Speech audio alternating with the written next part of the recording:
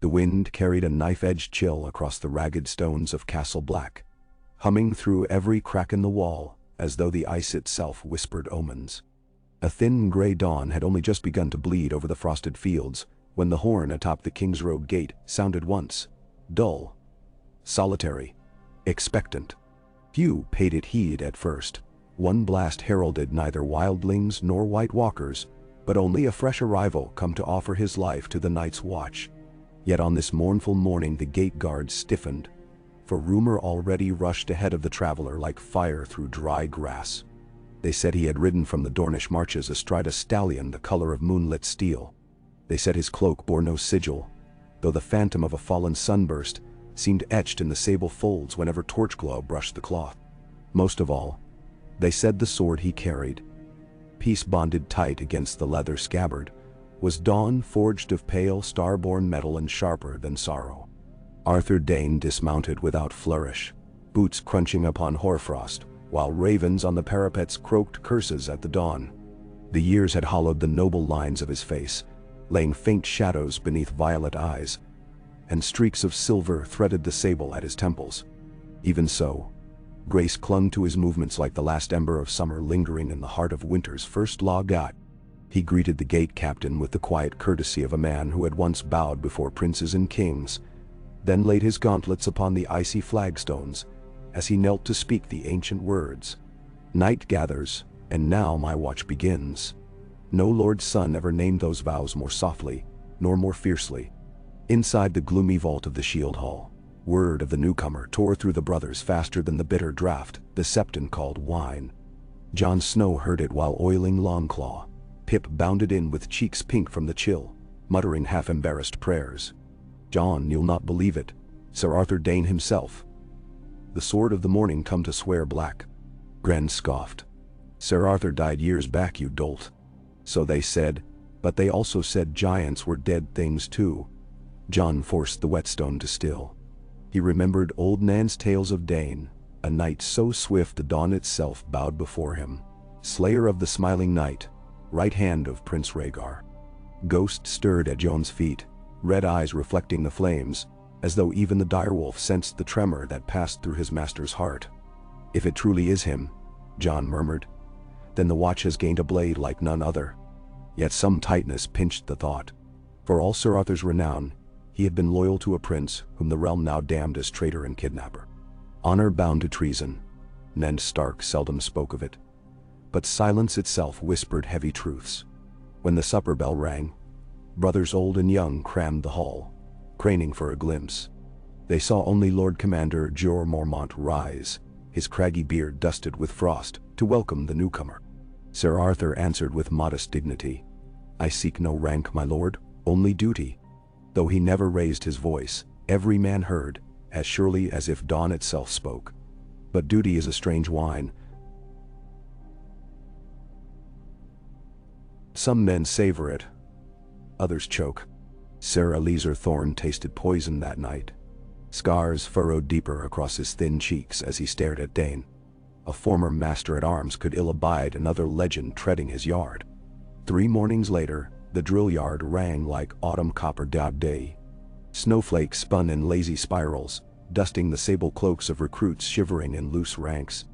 Jon spun, parried, and felt the bite of Pipe's blunted blade jar his ribs. He cursed softly, regaining footing on treacherous ice. The practiced swords were poorly balanced, hacked splinters more than steel. But they served to bruise pride, which Sir Eliezer claimed was better tempering than any castle forge. "Again, Lord Snow," Eliezer sneered, lips white with cold. "Try to swing like a man this time." Before Jon could answer, a shadow crossed the yard. Arthur Dayne stepped beyond the archway, cloak fluttering like night's remnant. He watched, arms folded, as Jon and Pip clashed anew. Twice more Jon slipped, twice more Eliezer barked scorn. Then dawn rasped free, pale as morning milk yet sharper than the wind, and the yard fell silent. Dayne advanced, light on his feet, and rested the star-forged blade across Jon's wooden sword, halting the bout. "They teach you the boar's rush, but you carry yourself like a wolf, lad. Wolves do not charge blind. They circle, test, then strike." He eased Joan's stance, guiding shoulders and hips. Weight on the back foot. Feel the ground offer itself. Jon obeyed. Heat prickling ear tips. He heard Elizur's hiss behind him, felt every brother's gaze carve questions. Dayne stepped back, lips hinting at a smile. Now, he said. The next exchange ended with Joan's practice blade at Pipey's throat, before the smaller boy even realized they had begun. Laughter erupted, good-natured, though Elizur's face reddened like a butcher's apron. Dayne bowed to them both. Remember, a sword is a question. Every swing asks, where do you place your life? If the answer is wrong, steel does the correcting. He sheathed Dawn and strode away, leaving whispering awe in his wake. That night, Ghost prowled the outer yard while Jon lay awake, replaying the feel of Dayne's hand upon his elbow. The quiet certainty of a man who knew death's measure, and saw in Jon not bastard blood but promise. Arthur Dayne never sought office, yet office sought him. When Lord Commander Mormont called the Great Ranging, many veterans muttered that the old bear pressed too deep a gamble. But growing shadows across the frost fangs, half-seen shapes moving beyond the dead forest, demanded watchful eyes. On a cold forenight in the solar, Mormont pored over ragged maps, while Maester Aemon whispered counsel. Sir Arthur listened, fingers interlaced, unspeaking until the old bear sighed. I am too old, Sir Arthur. The wall needs younger eyes and steadier limb. Men respect you, enough perhaps to unite these fractious brothers. Mormont's bare claw folded a corner of parchment. Will you take the cloak of command? The question hung like rime upon a bough. Dayne's answer came slow. I came to serve, not to rule. Yet if duty requires, I shall not refuse. Votes were cast by torchlight. Ravens rustled overhead as brothers scratched marks. Some feared Dayne's southern blood, others his storied past. Yet more feared the winter creeping over the wall, and in fear they sought a sword that could cut down night itself. When the counting ended, Arthur Dayne became the 999th Lord Commander of the Night's Watch. He accepted not with triumph, but gravity. The oathstone beneath his palms felt colder than sword steel. Beyond the battlements, the wild's endless dark seemed to stretch hungry arms. Jon watched from the crowd, chest thundering.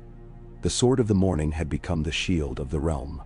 Change travels the length of a sword in moments, but the breadth of men's hearts in seasons. Under Dayne's command, the watch stirred from weary habits. Blades were honed anew. Ravens flew farther. The ranging parties marched with discipline unseen in a generation. Jon found himself summoned often to the Lord Commander's solar, where parchment maps littered the table and moonlight silvered Dayne's hair. Snow, the elder knight would begin. Tell me the lay of the gorge south of the shivering sea. If the others march, the gorge becomes a throat we cannot allow them. Jon traced rivers and cliffs, speaking of passes he had read in dusty annals. Dayne listened, nodding, and offered lessons on terrain warfare, the strength of light cavalry on frozen tundra, the importance of supply lines when none but wind bears food. At times conversation veered softer. Your father was a rare man, Dayne confessed one late twilight, when candles guttered low. Ned Stark and I measured worth in quiet honor, yet found ourselves on opposite blades. I never wished him harm. His gaze drifted to Dawn resting on the table. Too many righteous men die upon a single lie. Jon, struggling with the weight of bastard identity, found the words lodged like thorns. But Dayne's tone bore no judgment, only weary understanding. It felt as if, in that dim room, the ghosts of the Trident laid down their long spears. Autumn bled into terror. Dead men stirred in the haunted forest. A ranging led by Sir Jeremy Riker returned headless and hollow-eyed. Arthur Dayne's response was swift. He dispatched scouting columns, small packs of rangers with dragonglass arrowheads and hounds trained to scent cold flesh. Jon rode with Corin half-hand east of the Milkwater, the taste of fear crisp as frost yawning through his lungs. Yet beneath it all throbbed purpose. He had been entrusted by the Sword of the Morning. On the fourth day beyond the wall, they found a circle of slaughter. Wildling bodies peeled apart like rotted fruit, their blood crystallized black. In the center, An obsidian shard jutted from a femur like a spear. Corin knelt to study the wound, beard stiff as iron filings. "Dragonglass did this," he muttered. "But the hand that wielded it was no man's. See how the bone is fused by cold." John shivered despite woolen layers. Night gathered early that evening, dragging aurora ribbons across a pitiless sky. They pressed on, leaving the dead to the silent watchers of the wood. At dawn on the 6th day, ravens clawed the horizon. One alighted upon John's arm, parchment tied to leg. He unrolled it numbly. "Withdraw east to Frostwater. Trails of pale shadows sighted. Trust in the sword that holds the light." Dad. The signature was only an initial, yet it steadied Joan's pulse. When the Rangers returned battered to Castle Black, the Lord Commander greeted them atop the wall. Snow whipped his cloak around lean shoulders, but his gaze burned warmer than any hearth. John knelt, offering the fragment of dragonglass they had found. Dayne took it, weighed it, eyes narrowing like stars viewed through mist. "This stone was forged in fire older than men," he murmured. "If the dead fear it, we must learn its art." He ordered the blacksmiths set to ruinous tasks, smelting glass with fires stoked by alchemist pitch. Foul fumes filled the yard for days. Yet before the full moon rose, crude obsidian daggers lined wooden racks, shimmering violet beneath torchlight. Brothers whispered that Sir Arthur would carry one such blade himself, though he already wielded dawn. Others whispered that no weapon of man could match the sword fallen from the heavens. But a sword, however bright, must still swing from mortal flesh. One mist-soaked night, horns blared 3 times. Once, twice, thrice, then shattered to silence. The cold that followed felt sentient,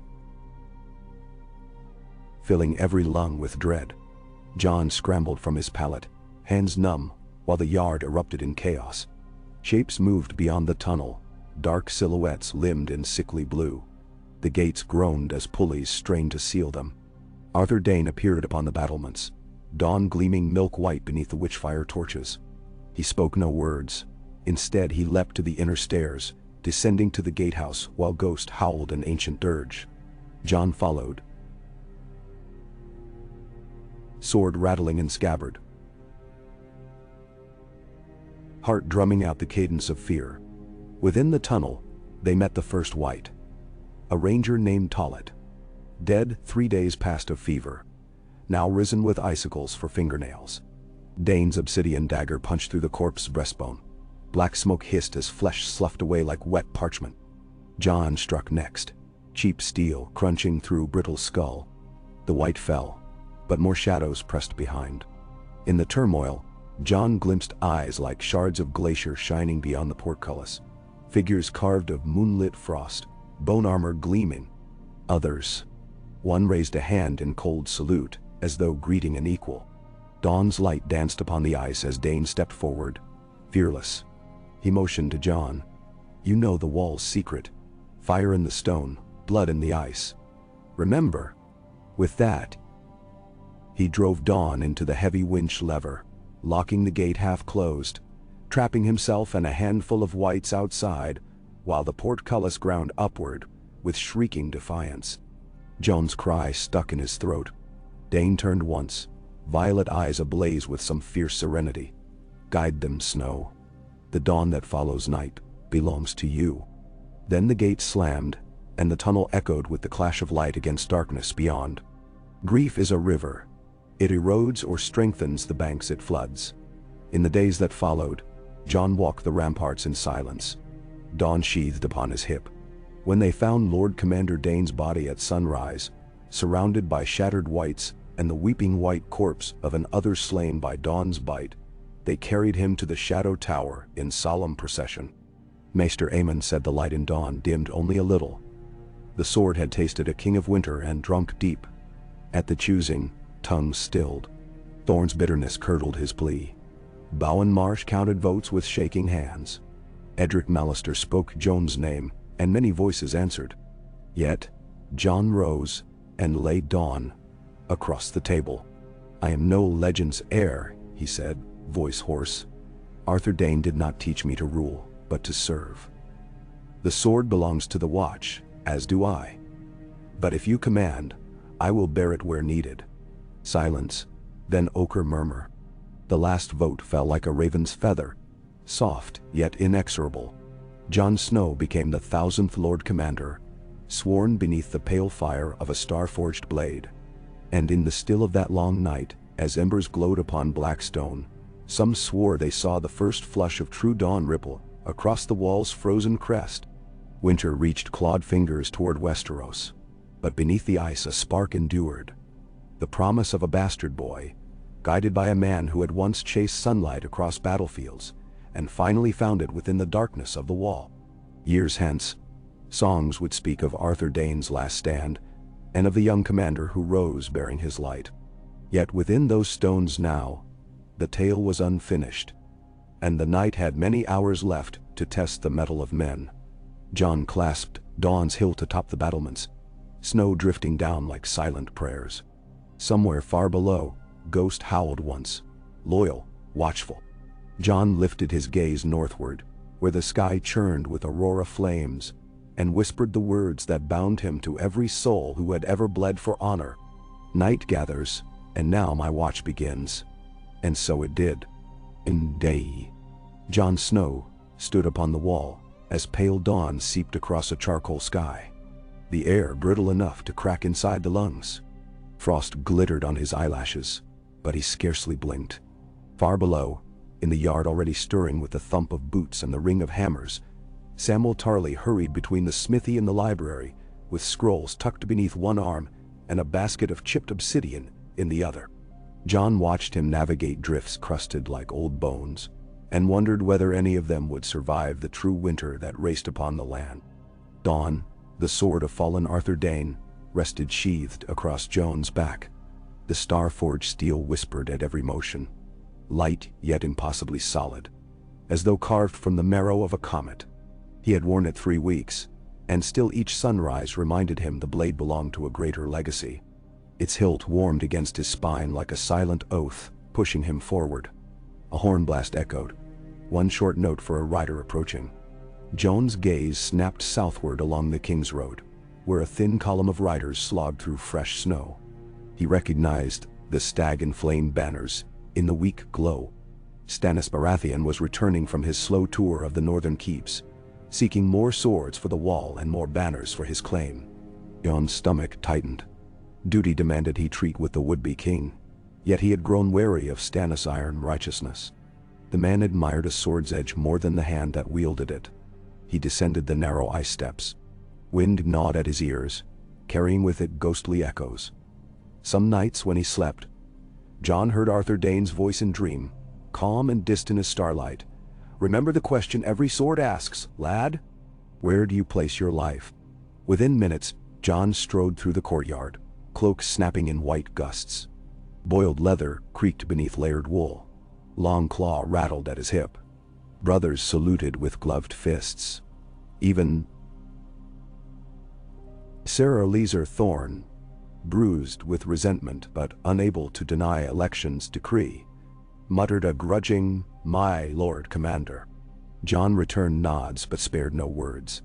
He had long since learned that authority is carried like a firebrand. The more you wave it, the quicker it burns fingers. Better to let others feel the heat unspoken. At the gate, the portcullis rattled upward.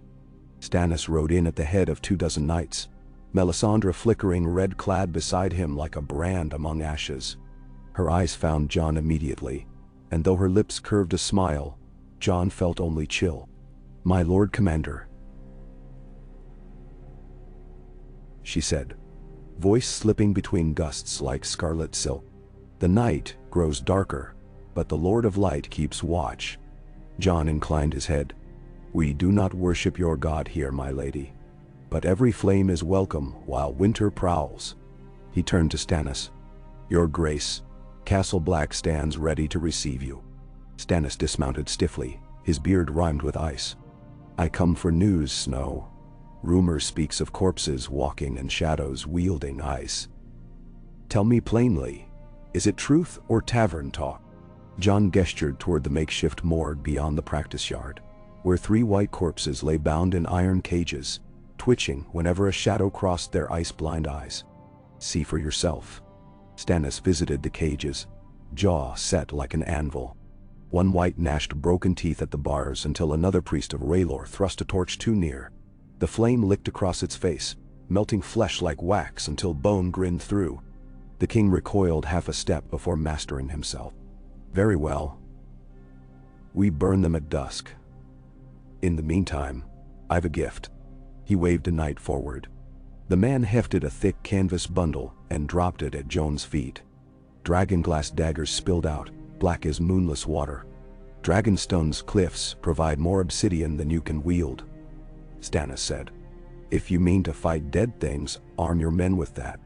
Jon crouched and lifted one blade, testing weight. Balance was clumsy, but edge like volcanic glass could shear sinew with minimal effort. I thank you. These will save lives. He set the weapon back carefully.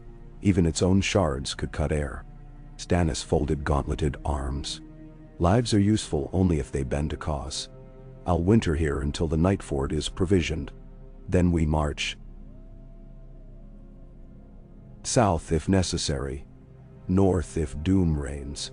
Tell me, Snow, will the brothers of the Night's Watch ride under my banner? Mentasho. Jon straightened, feeling Dawn's hilt between shoulder blades. The Watch rides under no banner.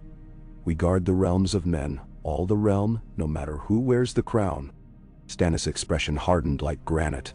Yet before tension could crack open the yard, Melisandre touched the king's arm. Stubborn stone must be warmed before it yields. She murmured. Stannis grunted but said no more. He gestured his party onward toward guest quarters carved between tower walls. Jon exhaled. That night, as violet dusk surrendered to star-pricked blackness, Jon called a council in the Lord Commander's solar. Around the rough table sat Samwell, Bowen Marsh, Giant Gren, Dolorous Ed, still smelling faintly of onions, and, at Joan's insistence, Sarah Laser Thorne. The old bear's chair, worn smooth by years of command, remained empty save for a single taper guttering beside an unfinished map. Shadows danced over inked trails and crude mountain sketches. The Frostfangs, the Gorge, the Milkwater. They seemed alive beneath shifting light. We cannot delay, Jon began. Rangers report whites assembling near the Crimson Drift. Corran half-hand scouts saw fires beyond the Frostwater, blue as old ice. Mance Raider is missing, either dead or captured. Whatever the case, the free folk scatter like leaves, and winter itself rides these winds. Sarah Laser sniffed. We're scarcely 3,000, of whom half are green boys and half graybeards. If dead men come in legion, we'll hold until morning and pray there is a morning to follow. And if we do nothing, Jon replied, there'll be no wall left to hold. Sam cleared his throat. Sweating despite chill.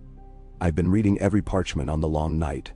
One text from Maester Huther suggests the others cannot cross running water in strength. If we dam the gorge with blazing pitch, we could funnel them.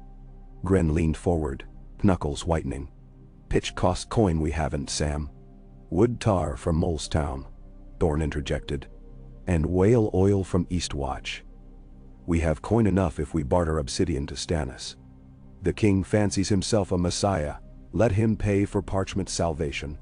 Jon met Alizer's eyes. 3 moons earlier, he would have expected only cynicism. Arthur Dayne's death had changed more than votes. It had chiseled respect among hard corners. You'll oversee the trade, Sir Alicer, Jon instructed. Thorne's brows twitched, but he inclined his head. With pleasure, my Lord Commander. Meeting ran deep into night. They strategized signal fires across towers, how many arrows could be tipped with obsidian, which tunnels to collapse if breach came. Jon studied each face, measuring courage. Where doubt flickered, he fanned flame. Where overconfidence burned, he banked. When council dispersed, Sam lingered. Jon, I found something else. He produced a tattered parchment, drawn in decipherable glyphs. High Valyrian, archaic. It speaks of hearts of fire binding to star metal. I think, he swallowed. It means dawn may bear enchantments we don't understand. Jon rubbed exhaustion from his eyes. star metal forged in dawn light. He recalled Arthur's calm voice teaching him stance. Could the sword hold memory as well as sharpened edge? Keep translating. Anything might matter. Sam nodded, clutching the parchment like a candle in dark. John clasped his shoulder. Get some rest first. I need my friends alive.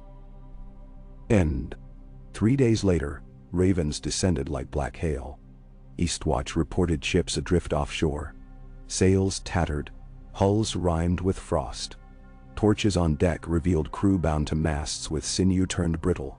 No blood flowed, yet their skin cracked where ropes bit. One raven carried a shard of mirror-bright ice, splintered through its own wing.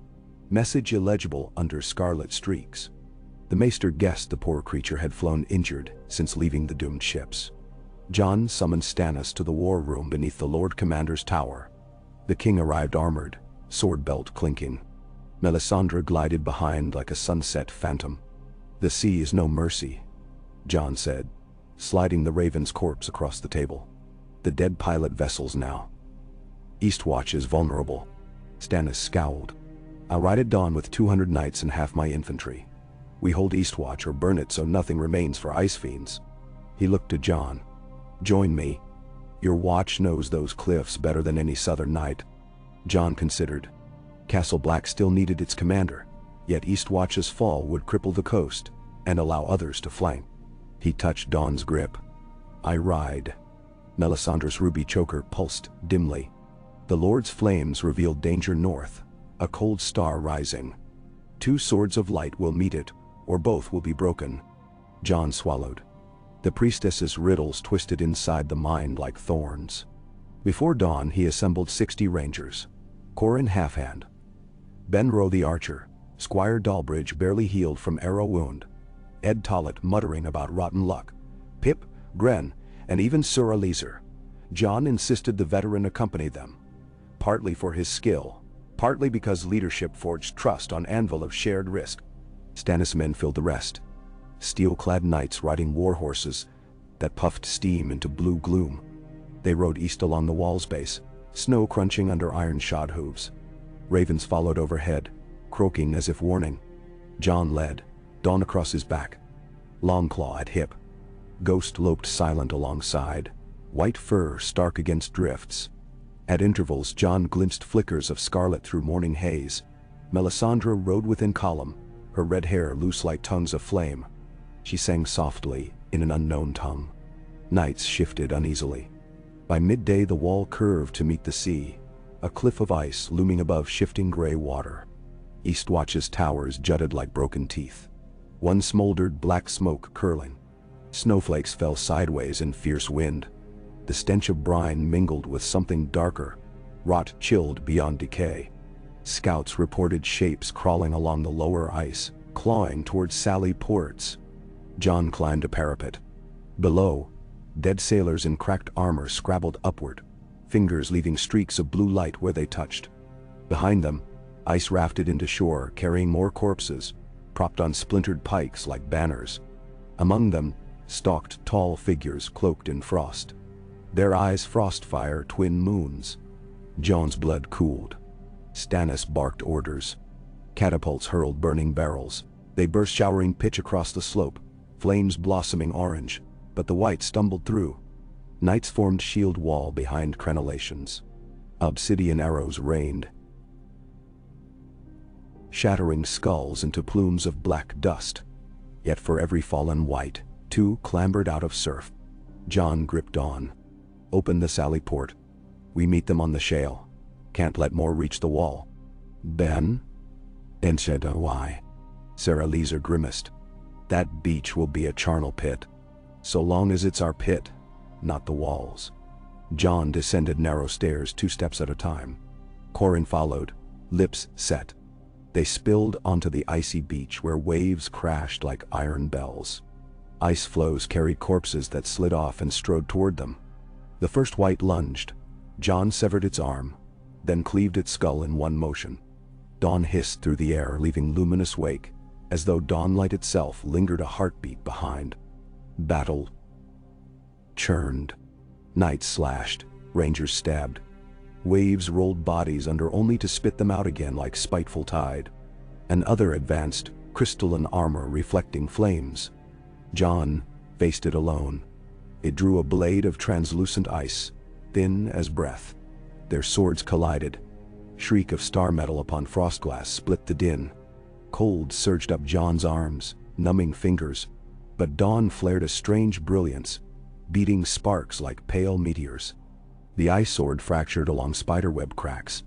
The other stared, expression unreadable, before dawn took its head. Shards scattered. Body collapsed into fine powder that wind devoured. Cheer rose but died quickly. 3 more others emerged behind fallen comrade. Sarah Leeser joined Jon, wielding dragon-glass axe. Corin circled wide, arrows tipped obsidian flicking. The 3 enemies moved like dancers on mirror, blades weaving arcs of lethal grace. One rushed a lizard. Dragonglass bit deep, releasing a sound like a dove's dying coo. Frost exploded outward, coating Thorn's beard in rhyme. He staggered but remained upright, spitting curses. Corin shot another through the heart. It burst in icy bloom. Jon dueled the third, senses narrowing to breath. Heartbeat, blade. He parried, riposted, feinted. The other mirrored each move, unblinking. Finally Jon rolled beneath a sweeping cut and thrust upward. Dawn punctured, the enemy evaporated into glittering snow. Silence fell as final whites faltered without masters. Many knights lay bleeding, some unmoving. Waves foamed pink near shore. Stannis slogged through sand.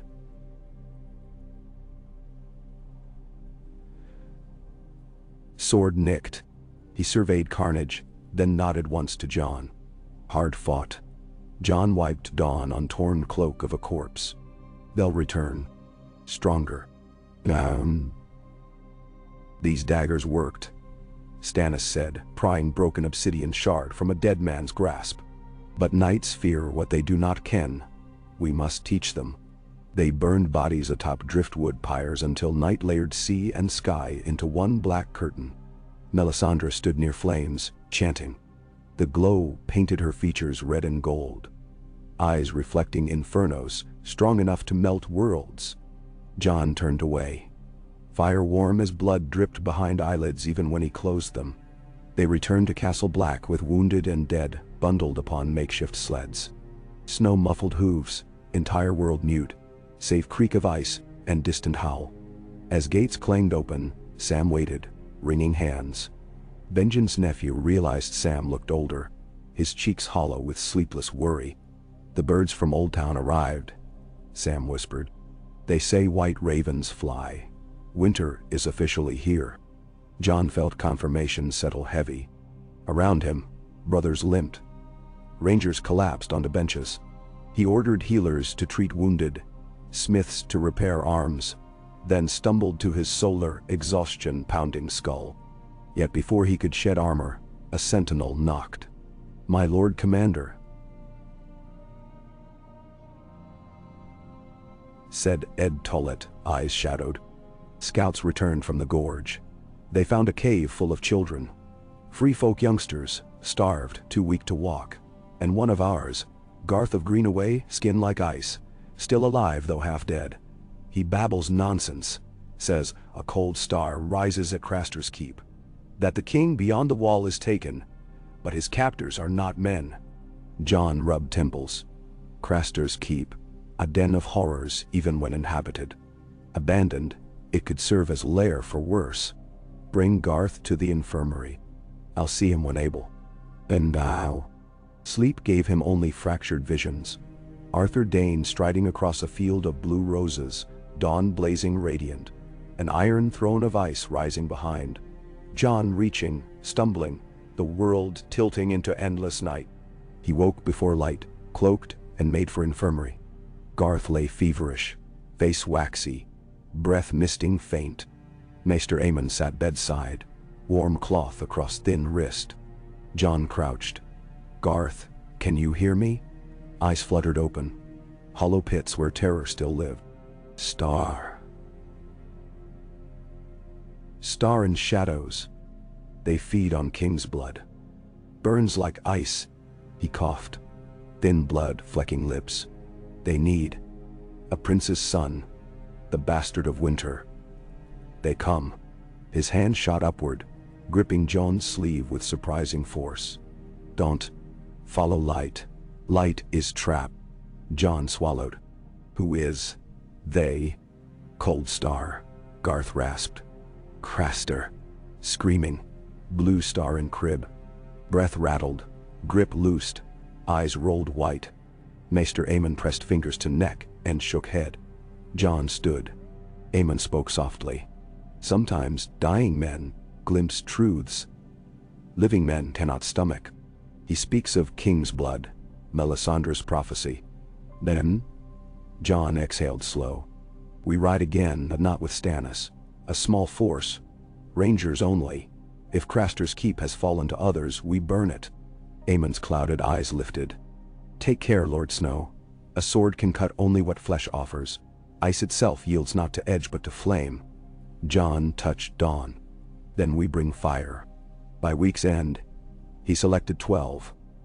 Corin, Gren, Pip, Ed, Ben Rowe, Squire Dalbridge, Sir Eleazar again, and 4 nimble lads, sworn less than a year but hungry to prove. Sam begged to go, citing knowledge of magical lore, but John denied. Someone must stay to guard scrolls and hearts. They departed at dusk, Ghost scouting ahead. The river at the gorge smoked with fog. They crossed by narrow ice bridge under moonlight, hooves cracking layered frost that boomed like drums. North of that, the haunted forest loomed, trees skeletal, limbs rattling like bones strung for warning. 2 nights brooked uneasy progress. Snow fell heavy, muffling whirl. On 3rd night, eerie glow pulsed beyond gnarled trunks, Craster's keep. Once a squat timber hall ringed by crude palisade, it now sagged under glacier glaze. Blue light emanated from within, throbbing like heartbeat. John signaled silent halt. They tethered horses beneath pine canopy. Snow crunch echoed too loud. Corin signaled formations. John crept forward with Ghost beside, dawn angled low. Through shattered gate, he glimpsed a scene carved from nightmare. Atop a crooked altar of ice, infant corpse lay, icicles piercing tiny limbs like pins and doll. Blue flames danced above chest. No smoke, only spirals of frost. Around altar stood 3 others, taller than men, their cloaks shifting with unnatural breeze. Between them knelt Mance Raider, shackled, beard white with frost.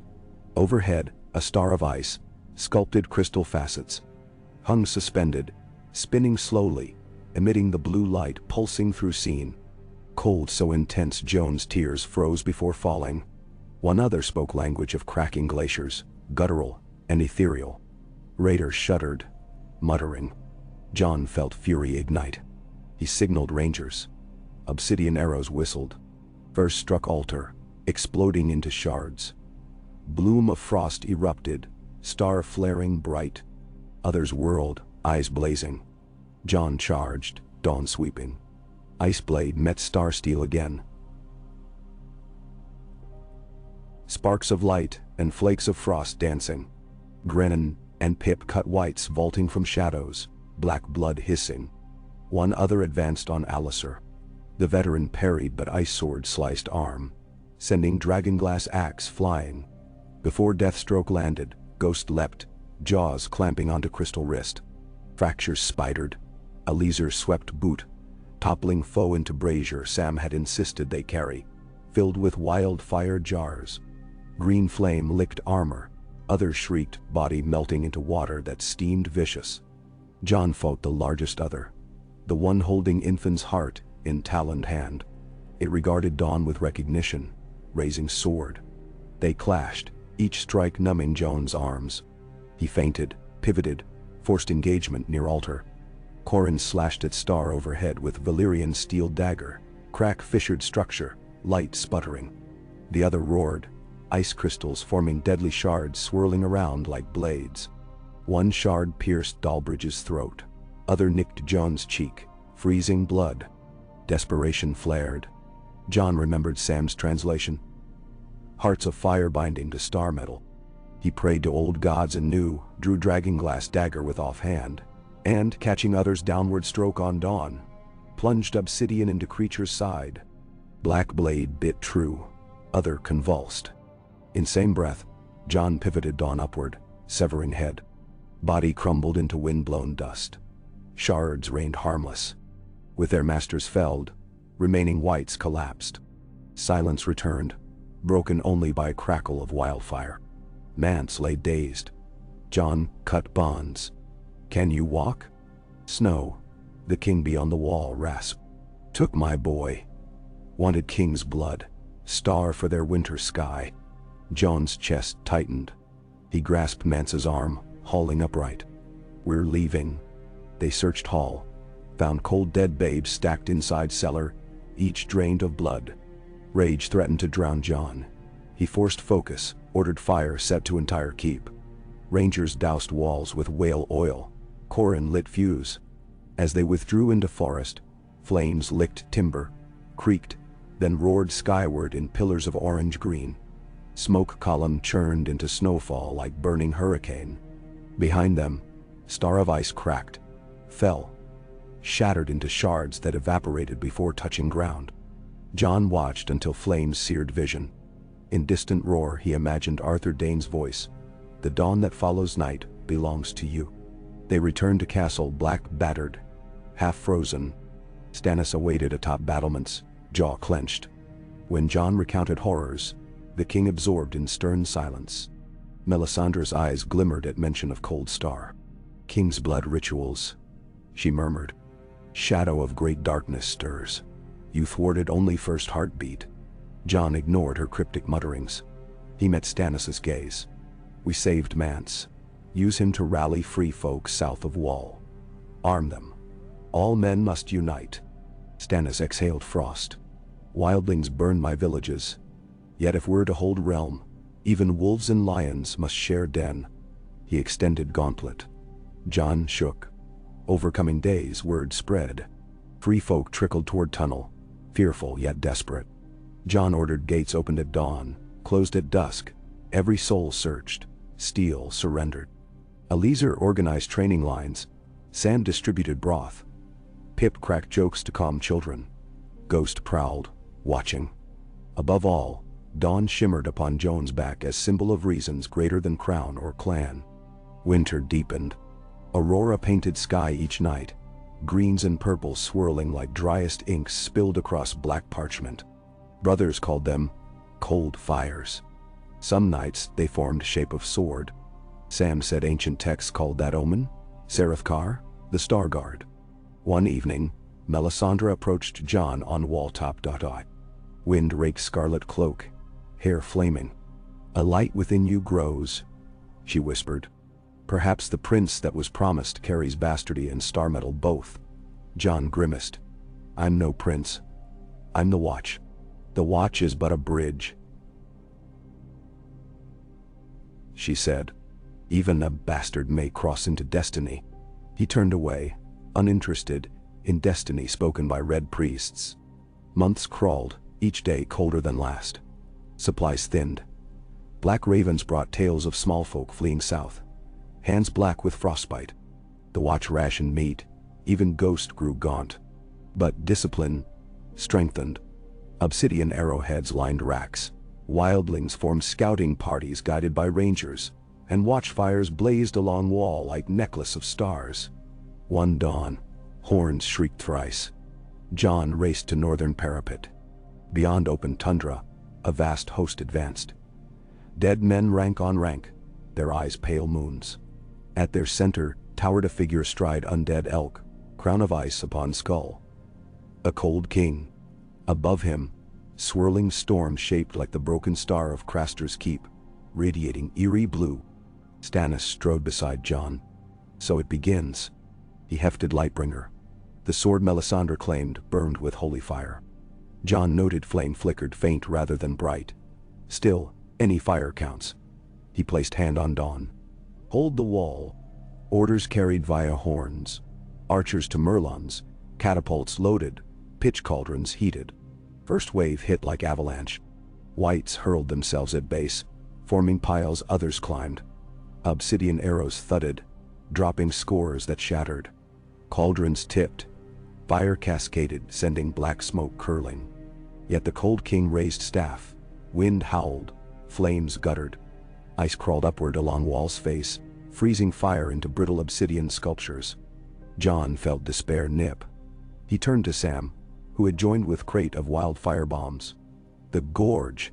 If they breach foot of wall, we must collapse tunnel. Sam nodded, eyes wide but resolute. Below, Cold King pointed. 4 others advanced. Swords drawn. John vaulted stairs, landing in courtyard. Brothers parted as he strode to gate. Open, he commanded. Sarah Leeser grabbed arm. Madness. If they breach, everything ends. I meet them outside. Eliezer searched Joan's face, then nodded once. Respect. Hard won. Gate groaned open just enough for one man and direwolf. John and Ghost stepped onto newly frozen ground. Cold, scalded lungs. Others spread in semicircle, frost blades humming a tone like shattered glass. John drew dawn. Blade ignited with faint luminescence. The mother of pearl ripples on its surface flared, casting milky glow. Ghost snarled, hackles bristling. First other lunged. John parried overhead, riposted, cleaved shoulder. Creature dissolved. Second spun, blade slicing snow into glitter. John ducked, slashed knees, powder collapse. Third and fourth, struck in tandem. John wove dawn in arcs, channeling every lesson Arthur taught. Wolf circle, question of life. Steel kissed ice, both creaked. One slip meant death. Fourth enemy feinted high. John blocked, but third stabbed low. Pain flared as frost blade nicked thigh. He staggered, cold, surged through blood, gnawing muscle. Ghost hurled onto third's back, fangs crushing ice collar. John turned pain into momentum. Severed head. Fourth reared for killing stroke. Arrow whistled. Obsidian tip pierced creature's eye. It collapsed into drifting flakes. John saw Alistair lowering bow atop parapet. A rare smile carved across scarred face. Cheers erupted, but Cold King remained, staff raised. He intoned foul sound. Ice fissures spidered across ground toward John. Ghost yelped. Burr rhyming. John gritted teeth against freezing agony and leg. He raised dawn overhead, sunlight catching blade, though sun hid behind clouds. For heartbeat blade glowed white gold, warmer than any forge. He drove tip into ice beneath feet. Light exploded outward. Starburst meridian. Cracks reversed, ice melted in wide circle. Cold King's elk shrieked, legs collapsing. Crowned figure hissed, eyes flaring brighter, but staff splintered along veined fault lines. Blue storm above quivered. Star shape unraveling. Dead whites faltered mid-climb, dropping like broken marionettes. Wall shook with thunder. Ice shelf calved away, burying scores of corpses. Within swirling snow, Cold King struggled upright, frost armor dripping water. John limped forward, dawn raised. An arrow of green fire streaked from wall. Sam's wildfire bomb. It struck Cold King's chest. Emerald flames roared. Figure convulsed, then shattered into shards steaming green. Wind died. Storm dissipated. Silence fell but for crackle of burning pitch below. Brothers cheered. Wildlings howled victory. Stannis raised Lightbringer high, though its light seemed pale besides dawn's afterglow. John zagged, leg throbbing but remained standing. Ghost pressed nose to his hand, tongue warm on frostbitten knuckles. That night fires blazed atop every tower. Enemies withdrew into dark. John sat in infirmary while Maester Aemon stitched thigh. Melisandre entered, ruby glimmering. She laid fingers on dawn where it leaned against cot. The sword of morning answers light within you, she said softly. Perhaps you are not the prince prophesied, but you are the dawn that breaks night. John met her gaze. I'm a bastard of Winterfell, sworn brother of the Watch. And yet, she smiled sadly, titles matter little to gods. She left. Jon studied sword. Inside moonlit ripple, he fancied he saw Arthur Dayne's reflection, nodding once before fading. Outside, brothers feasted on thin ale and sinewy venison, but laughter rose genuine. Stannis sent casks of better drink. Wildlings danced around bonfires, though old grudges still simmered. For one night, Realm of Men felt united. Jon limped onto wall near midnight. Sky clear, stars sharp. Aurora shimmered faint, as though drained by battle. He laid gloved hand on frosty stone, breathing cold peace. Duty sat heavy, but not crushing. For perhaps first time, he believed they might endure. Footsteps approached. Sarah Leeser. He leaned on parapet, gazing north. You fight like a bloody Dane, he said gruffly. Never liked the man alive. Dead. I like him less. Makes my own skill look rusted. Jon chuckled despite ache. None of us fight alone. Even ghosts lend blades. Eliezer grunted, almost a laugh. Tomorrow we bury our dead. Day after we train twice as hard. Winter's not done. He turned away. Sarah Lizer, Jon called. The older knight paused. Thank you. For the arrow. Eliezer shrugged. Couldn't let a Lord Commander die before paying my gambling debts. He walked off into shadow. Jon returned to gaze to darkness beyond. No fires flickered. Armies of dead retreated, but not defeated. He thought of the infant on altar. King's blood. Icy star. More battles awaited. He whispered. Night gathers, and now my watch begins, feeling Arthur Dayne's words echo through him, through dawn, through the wall itself. The wind carried vow across frozen abyss, and in distance a lone wolf howled. Fierce, unbroken, witness to a new dawn yet unborn. Wow. Aishai. Sql.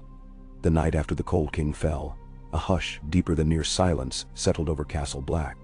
It was the stillness of a world that had exhaled, braced for the next icy breath. In the rookery the ravens refused to croak.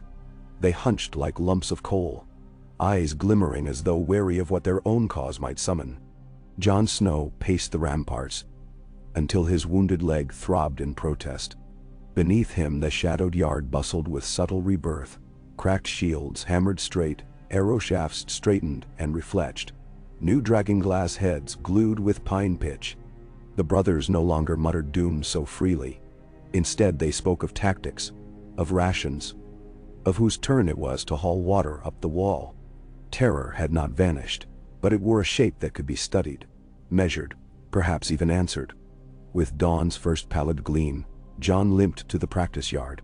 He found Lyra, the wiry spearwoman from the Thens, drilling 6 green recruits in the fluid movements of the free folk spear dance.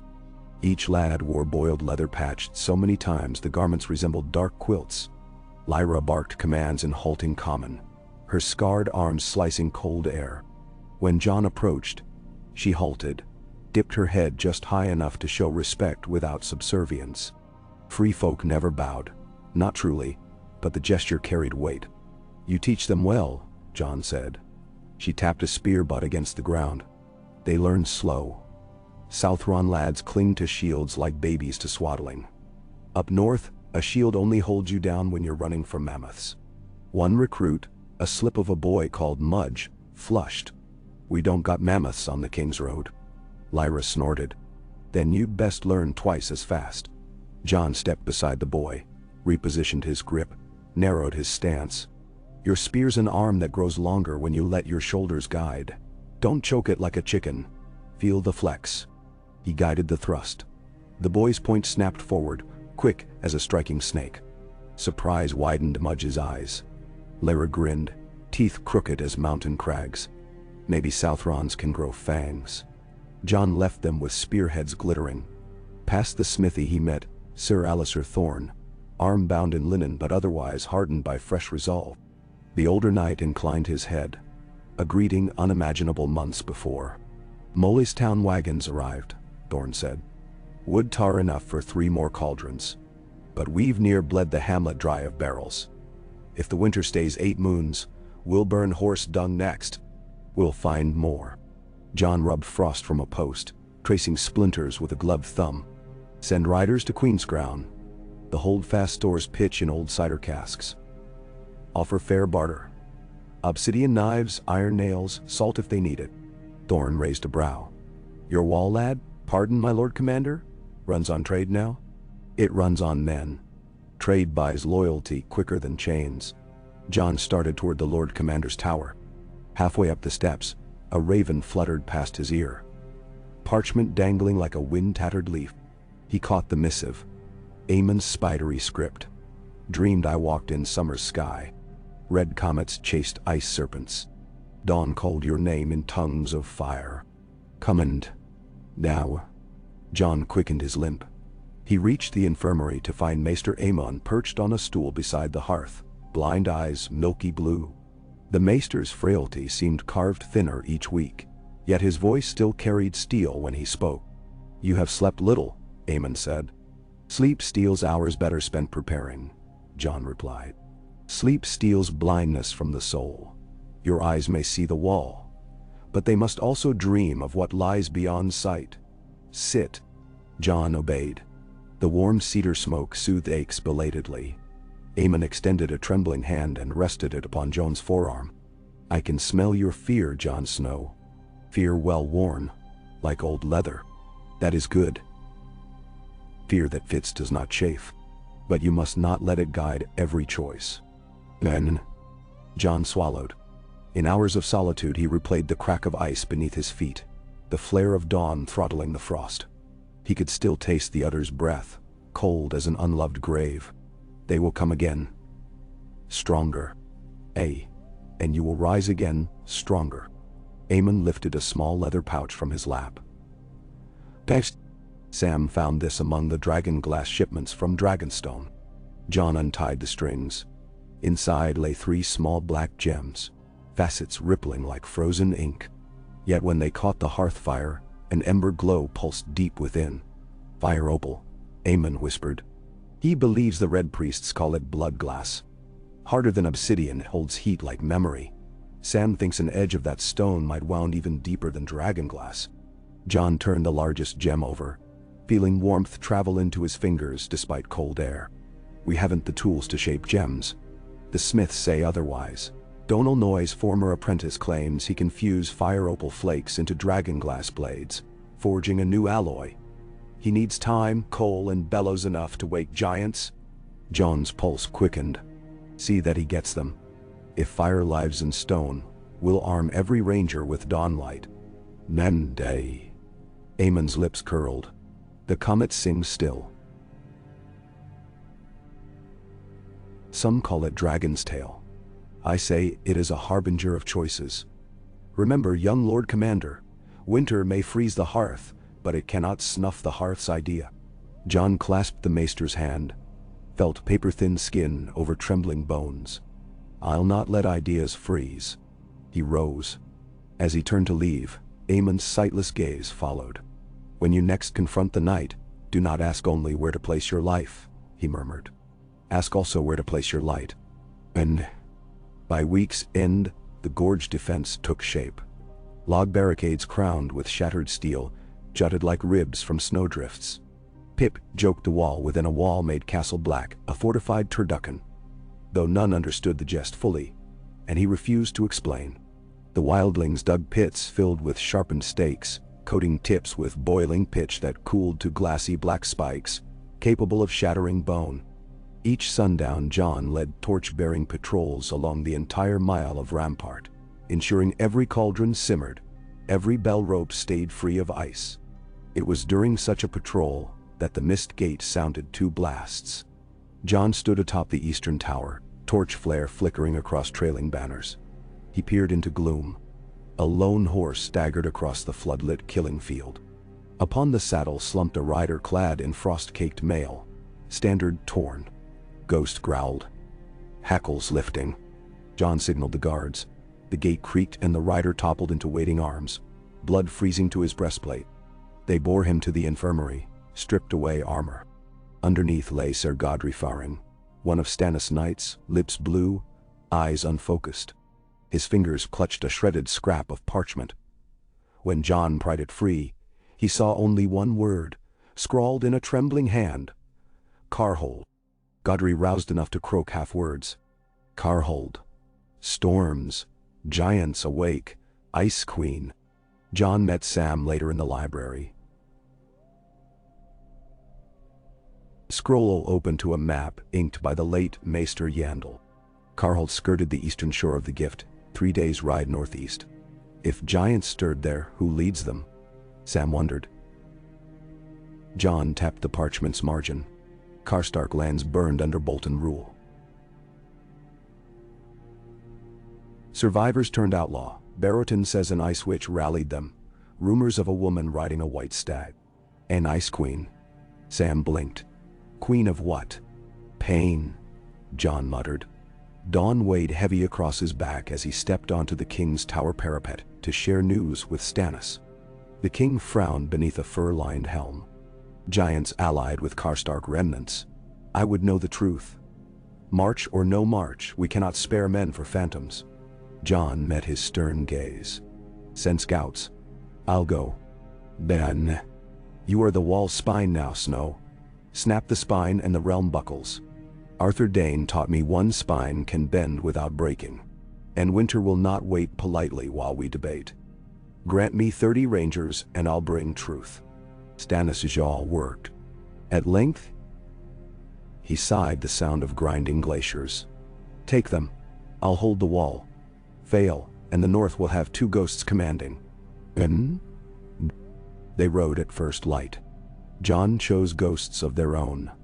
Silent like stealth, capable of vanishing within the forest. Corin half-hand, Lyra with her spear. Small Paul, whose brute strength could break tree trunks, Benro the eagle-eyed archer, and a dozen others. Sam begged again to come. Jon tasked him to decipher runes etched upon fire opals instead. Through tattered woods they advanced, Snow clinging to cloaks as though desperate for warmth. On the second evening, as campfire embers reddened the snow, Lyra returned from scouting with a silent gesture. Danger. Jon followed her across a ridge to overlook a bowl-shaped valley.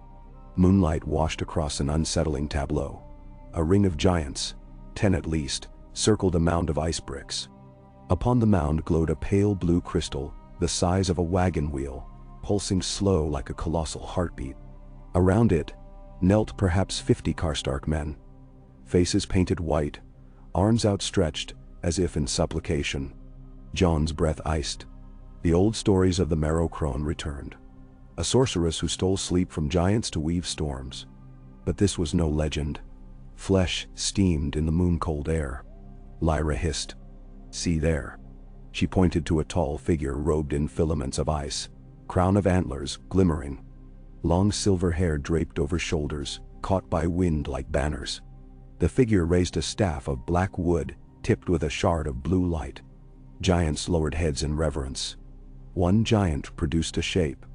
A human child, bound and gagged. The ice witch placed a palm upon the child's brow. Frost crackled across skin as the witch murmured words lost to time. Rage churned Jon's gut. Yet Corin's hand on his shoulder halted impulse. Too many. We strike reckless. We die like mice in a cat's maw. Then now. Jon forced calm. If they feed the stone with blood, perhaps it empowers them like the Ice Star at Craster's Keep. Benro knocked an arrow. A single shaft might break the crystal. Or wake every giant. Corin surveyed Valley's walls.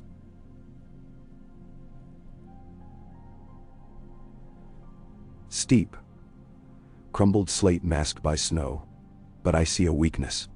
The southern lip overlooks the ring. A rock slide there could shatter stone. So chaos. Delay the witch ritual. Lyra nodded. And give us chance to free the child. Jon squeezed her arm. Agreement sealed. They split, half circling south with Corin. Jon, Ghost, and Lyra crept from tree to boulder until shadows swallowed them near the valley's edge. Each breath felt stolen from the night. Above, Corin's group wedged torches beneath an overhang of powdered slate. Flame kindled with a sudden whoosh, spilling orange flickers.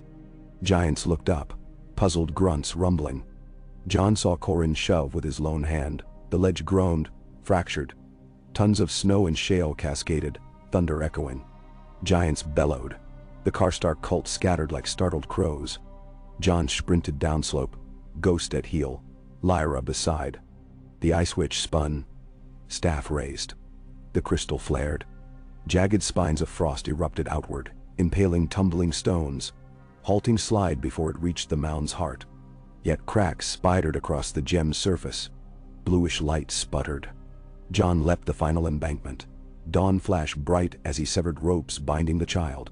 Lyra hauled the stunned boy beneath her arm, retreating. The witch shrieked, voice high and cold. She pointed the staff. Lances of ice shot forth. One skewered small paw through shoulder as he charged. He roared, snapped spear trunk from ground, hurled it. The makeshift missile cracked the crystal dead center. A bloom of silver fire erupted.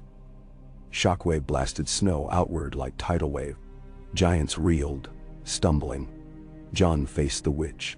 She advanced, hair swirling.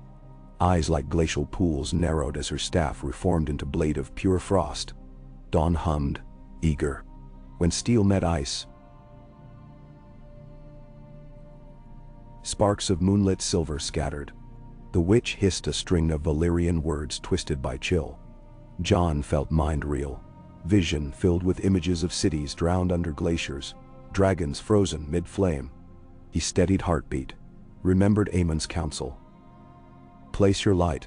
He pictured Arthur Dayne's calm, held that ember at heart. Dawn flared warm white. The witch's illusions melted. She lunged low. John parried, pivoted, sliced across her midriff. Instead of flesh, he struck swirling snow. She reappeared behind, staff hacking downward. John rolled, rose, countered. Ghost sprang, jaws closing on her calf. She screamed in inhuman pitch, ice fracturing, then kicked, sending direwolf skidding. John's iced moment. Dawn swept upward. The blade cleaved staff, carved through her torso. The witch dissolved into blizzard of snowflakes shimmering with faint blue glimmer before vanishing into night air. Giants froze mid-roar, eyeing each other in confusion, as though awakening from a dream none could remember. One knelt, moaning a low, mournful note. Others lumbered away into darkness, breaking tree trunks in slow retreat. The Karstark fanatics dropped to knees, wailing. Their white face paint streaked with tears, as if the spell upon them snapped. Corin limped over, bloodied. Ritual shattered. Let's quit this hell before mountains learn to hate us. Then, they bound wounded, set torches to the ruined mound, watching blue light gutter out. Before leaving, John retrieved the crystal core. Now fractured, its glow faded. He wrapped it in cloak, uncertain if tool or curse lay within. Dayne. 2 days of brutal march returned them to Castle Black. Snowstorms assaulted lungs, but survivors clutched victory like mementos. The rescued child was Karla Karstark, daughter to the murdered steward of Karhold. She clung to Lyra, wide-eyed but alive. While healers tended wounds, John convened his captains. In the solar, Sam waited with a scroll covered in meticulous Valyrian glyphs, his cheeks flushed with excitement. I translated another stanza. When star metal drinks the heart of flame, shadow shall tremble and morning shall walk. Sarah Leeser, arms slinged, snorted. Mystic riddles won't feed men. Perhaps they feed swords, Sam countered. He placed a short dagger upon the table, black blade veined by faint crimson threads. Donal's apprentice forged it yesterday. Mixed dragonglass powder, iron dust, and fire opal shards fused with wildfire glaze. Cut the anvil during test. Then, John hefted the dagger. Edge gleamed eerie red where torchlight caressed it. Call it a dawn flame blade, he said. Forge as many as fires permit. Sam beamed. Eliezer raised brow. First you trade pitch, now you mint miracle daggers. Maybe you'll start a market stall. John cracked a wry smile. I'll leave haggling to you, sir. He turned to a map. Giants no longer bound by witch, but they roam hungry. We must parley. Free folk speak their tongue.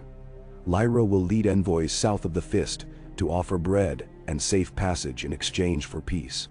Thorn frowned. Invite giants to our doorstep. Better allies than corpses under witchcraft. John replied. Stannis entered unannounced, Melisandre at his flank. He surveyed the group, at last fixing gaze on the fractured blue crystal John displayed. Ice drops from the moon, the king muttered.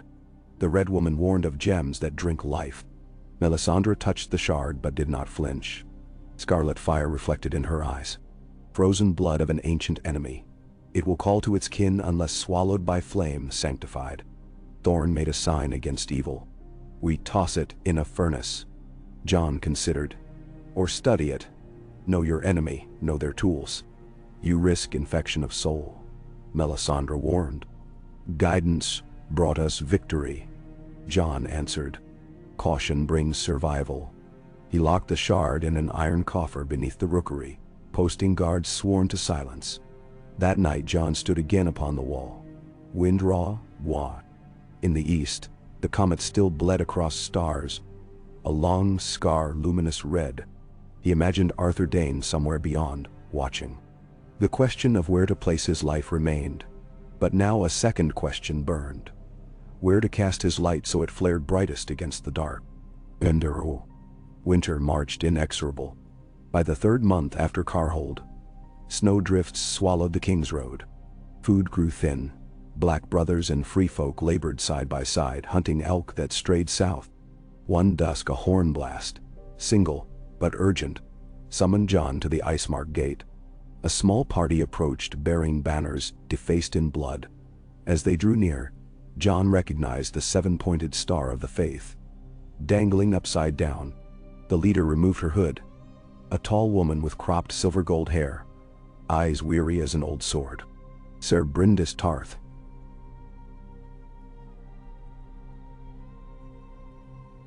She said. Sworn sister of the Order of the Seven Sheaves. We ride from the ruin of Hagsmire. The dead spilled from barrows there, guided by men in steel masks carved like weeping angels. John admitted them beyond gates. The southern realm, he learned, struggled against necromancers called the Choir of Lament, a sect of former sparrows turned to ice worship, manipulating barrow wights. Hagsmire lay 200 leagues south, but the choir's prophet foretold a vengeance upon the wall before summer's turn. Stannis growled at mention. Fanatics never rest. He pounded fist to map. We crush them before they converge. John interrupted gently. We haven't meant to wage war that far, but we can break their spine. The barrow blood rites rely on relics stolen from Winterfell's crypts. We reclaim those relics, we sever their chant. Sir Brindis nodded. My scouts tracked the choir's reliquary to Shadowpass Knoll near Last Hearth. We can reach it by secret trails the Mormonts once patrolled. Plans formed. John gathered a strike force. Sir Brindis, Pip for stealth, Benro with longbow, and the Dawnflame dagger for himself. Before departure, he visited Maester Aemon, seeking counsel. Shadow Pass. Aemon whispered. Old tales say the hill drinks moonlight until it gleams. Where moonlight gathers, secrets risk exposure. John smiled sadly. In these times secrets weigh more than swords. Aemon's clouded gaze remained fixed beyond John, as though watching phantoms gather. Then lighten your burden, or learn to wield it as a blade sharper than dawn. Enderwall.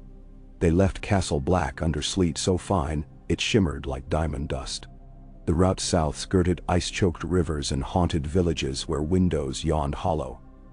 Shutters banging like drums. Each mile chewed rations, but Brindis guided them to hidden granaries tended by northern clansmen still loyal to old gods and stark memory. On the fourth night, they made camp beneath towering bluffs. Benro crouched near John, stringing bowstring of braided sinew. Been quiet too long, he muttered. Quiet as wind inhaling, John answered. Exhale follows. It came sooner than expected. Third watch, Pip spotted lantern glows weaving through trees eastward. Brindis used a polished mirror to reflect faint fire at rhythmic intervals. An old Tarth signal. Lights returned similar pattern. Moments later, a hedge knight limped into camp with 6 companions. They carried a chest bound in septon silk. "Gift," the knight rasped. "Choir expects to trade for captured orphans near Dawnforest Keep. We stole it." He coughed blood. "Can't carry farther." John eased lid back. Within lay skulls. Small, those of children. Each mouth packed with salt and sewn shut with gold thread. A chill worse than wind slid down his spine. "Bones of stark babes," Brindis whispered. "Relics of noble blood feed their dirges." John felt nausea rise. "We return them to crypts." He rewrapped the chest, burying it beneath furs on a pack horse. "At sunrise we strike the knoll. The choir will come seeking their prize, let them." Dawn broke dull and gray. They reached Shadow Pass Knoll by midday. The hill was barren save for stunted wind-gnarled pines. Stone barrows ringed its crown like jagged teeth. Joan's party concealed themselves in brush at the hill's base. Snow fell thick, muffling sound. Not long after, black-garbed pilgrims tramped up the trail chanting. Their masks, hammered iron shaped like angelic faces, streaked with tears of rust, reflected pale light. At their center rode a litter bearing a gaunt figure swathed in white bindings. A prophet blindfolded by his own frozen tears. John waited until they neared the summit, then loosed the trap. Benro's first arrow punched through a pilgrim's throat. Brindis led a charge from northern slope, shield splintering the vanguard. John emerged with dawn blazing ivory against gloom, slashing masks into sparks. Pip darted between legs, hamstringing foes. The choir countered with eerie keening. Black smoke swirled from open eye sockets of their masks, coalescing into wraiths that clawed the air. John thrust the dawn flame dagger into the smoke. It shrieked, guttering like torch tossed in snow. Brindis beheaded their standard-bearer. Morale shattered. Yet the prophet, though bound, whispered words that made the ground tremble. Barrow mounds burst open. Skeletal arms clawed forth, wielding rusted swords powered by unnatural vigor. John ordered Brindis to guard the chest while he faced the prophet. The bound man slid from litter, hovering an inch above ground. Cloth strips whipped whether by wind or sorcery. His voice echoed in many throats. "Son of Winter's womb, lay down the star that burns." "I am son of Winterfell," John growled. "And dawn burns for life." He hurled the dawn flame dagger. The blade spun end over end, embedding in the prophet's breast. Crimson fissures radiated. The prophet convulsed. Masks cracked. The smoke wraiths convulsed, then dissipated screaming. Skeletons collapsed into brittle heaps. John retrieved the dagger. The prophet lay still, white bindings singed to ash. Beneath them remained only a shriveled husk, perhaps never truly living at all. Pip kicked a mask aside. "Bad singers." Benro pointed skyward. Where smoke had risen, the clouds parted, revealing a patch of clear blue. The first pure sky they'd seen in months. Brindis knelt, murmuring a prayer to the seven. She rose, stared at John. "Faith cannot thank you enough." John shook his head. "Thank the steel that cut, and the hearts that steadied it." They hurried north before dusk, burying the skull chest in deep snow at a stand of heart trees to be reclaimed later. Better hidden than risk choir stragglers. The ride back proved grueling, but spirits soared. When Castle Black's beacons finally gleamed along the wall like a string of warm pearls, exhaustion melted to quiet triumph. And Winter's grip tightened, yet with each skirmish the night's watch hardened. Giants accepted bread and fire outside Westwatch, promising no harm. Free folk joined builders in carving ice gutters that channeled meltwater away from foundations. Dawn flame blades reached every patrol leader. Even Sarah Leeser, once near manifest, laughed heartily when a recruit nicknamed his new dagger Thorn's Thorn. But victory's glow dulled as supplies dwindled. One bitter evening, John addressed the assembled garrison in the shield hall. Torches flickered over faces drawn thin by hunger but bright with resolve. "Brothers, sisters, free folk, all who stand beneath this roof," John began. Winter's jaws closed. yet each of you has pried them wider. The Cold King falls, the Ice Witch dies, her giants freed. The choir of lament is broken. We bleed but we live, and we live because we fight together. Then, murmurs of assent rippled. Yet glory cannot replace bread. We must think beyond survival into renewal. Spring will come, only if we plant its seeds now. I propose expeditions south to barter for grain, forge alliances with northern houses still unbowed. We'll trade obsidian, iron, even knowledge. What say you? Voices clashed. Some eager, others fearful of thinning defenses. Stannis arose from the dais. Snow speaks truth. His gravel voice filled the hall. A king can claim realm only if realm stands. I will dispatch galleys from Eastwatch to White Harbor, fetch grain and salted cod. In return, the wall teaches the realm dragonglass craft. Let southern smiths learn to kill what winter wakes. Cheers thundered. Jon locked eyes with Sir Eleazar. The knight nodded, chin lifting. Approval given. That night, while Ghost slept coiled at the hearth, Jon dreamt again of Arthur Dayne. They walked along a shore of black sand beneath an aurora sky. Arthur pointed to a distant horizon where suns struggled against surging tidal darkness. Light is a debt, not a gift, Arthur said. We carry it until another can pay the next bearer. Jon gazed at dawn in his hand. Its edge held starlight and sunrise. Will the debt end? Only when night chooses to rest. Jon woke before dawn, stirring embers into flame. The dream left him calm. Light was debt, but debt repaid bound people in shared purpose. And now, on the vernal equinox, 3 white ravens arrived together. 1 from Old Town, 2 from Winterfell, newly retaken by a Stark loyalist uprising. The scrolls declared the first thaw south of the neck. Rivers groaned, ice shearing. Snow still fell at Castle Black, but the cold carried a different timbre. No longer devouring, merely abiding. Jon summoned the garrison beneath the wall's shadow. Snowflakes drifted like petals. Stannis stood beside him, Melisandre behind. Jon addressed all. The longest night bends. It has not broken, but dawn glimmers. We have paid with blood, and will pay more, yet each sunrise sees us stronger. Arthur Dayne came here to serve duty. In his last breath he entrusted dawn to us, not as relic, but as promise. Today, we honor that promise. Then, no. He drew dawn, raised it high. Sunlight, faint but real, refracted through clouds, kissed the blade. Ivory steel blazed pearlescent, and a hush swept the crowd. Even ravens circling paused their croaks. For the realms of men, Jon said, voice clear, steady. For those who lie in crypt or forgotten field. For those yet unborn. We stand. We watch. We rise. 1,000 voices echoed, rolling across the frozen waste. We stand. We watch. We rise.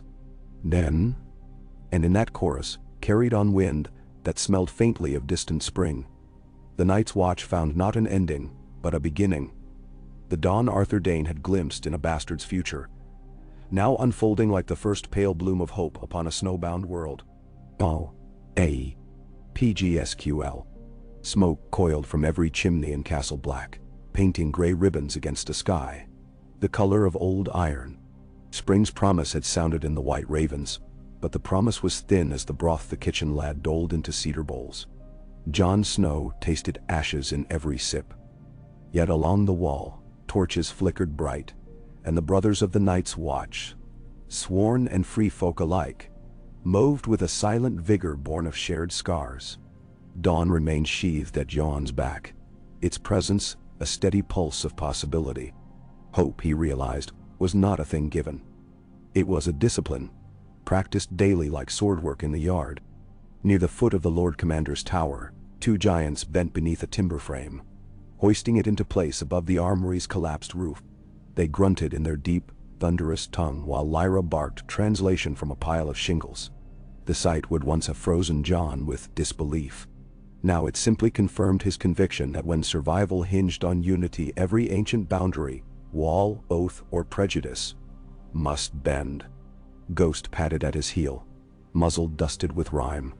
The dire wolf paused, nose lifting to a northerly wind. A faint growl vibrated through him. John looked north. Storm clouds stacked upon the world's rim like black mountains, shot through with veins of pale green lightning. The others were stirring again. The wall itself seemed to feel the tremor. John clasped Dawn's hilt by reflex. A horn blast echoed. Two, faint and stretched by distance. Not wildlings, not watch riders. Eastwatch's call, desperate on this cold air. John left Ghost to his unease and strode through drifting snow to the council yard, where ravens circled shrieking. Stannis met him below the rookery stairs, boot heels crunching. "Reports are scattered," the king said. "A flotilla of dead ships rises from the shivering sea, crewed by drowned men with hooks of ice. They run aground near Hardhome and cut a path west."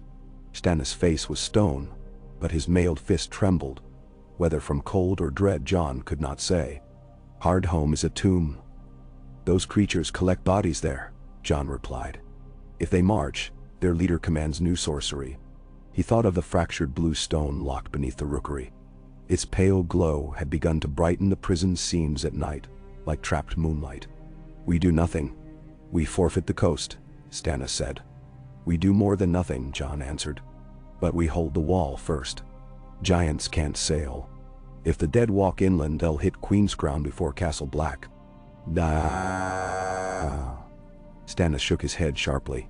"Queen's Crown is rubble. I require a vantage to cut them off. The gorge at Scurling Pass, narrow ground. We hold it, we blunt their spear." John remembered the pass. Frozen gully, slick walls, one treacherous ascent to the west. "Hold with what men? You stripped your knights down to 200 for grain convoys. My rangers number less than 200 able-bodied. One sword of the morning is worth 100 men." "So the tales say," Stannis muttered. He turned, cloak whipping. "You choose. Ride with me or stay and pray for miracles." John watched the king stalk toward his pavilion. To some, Stannis sounded like a hammer hitting iron long past malleable. Yet the hammer had truth. The pass mattered. He could not ignore the lure of decisive ground. Still, his heart tugged between duty to the wall and duty to the living world beyond it. Arthur Dayne's voice seemed to whisper across memory. "A sword may roam, but a shield must remain." He spent that eve walking battlements until the moon slid above skewered pines.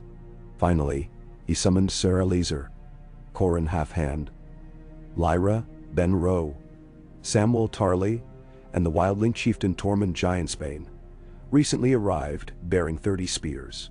They convened in the shield hall lit by sputtering whale oil lamps. John leaned over a frost-rimmed map. Stannis takes Scurling Pass at dawn. I ride beside him with 50 rangers and Tormund's spears. Corin commands Castle Black in my absence, Eliezer at Eastwatch. Lyra roams the haunted forest with scouts to watch for flanking whites. Sam remains with Maester Aemon and oversees. Forge of dawn flame blades. Sam swallowed. The blue shard. It's brightening. I fear it may be calling to something out there. Seal the rookery vault with dragonglass bricks, John ordered. Post 2 guards armed with dawnflame pikes. If the stone sings, answer with silence. Corin's eyes narrowed. You trust me with command while you run headlong into fog. I trust your hand where mine cannot reach. John slid dawn from its sheath, ivory metal shimmering in lamplight. But the pass will test more than steel. I need your mind here. Corin nodded reluctantly. Tormund grinned. Always liked a good canyon scrap. Tight ground means a giant can swing a log and hit 3 foes for price of 1.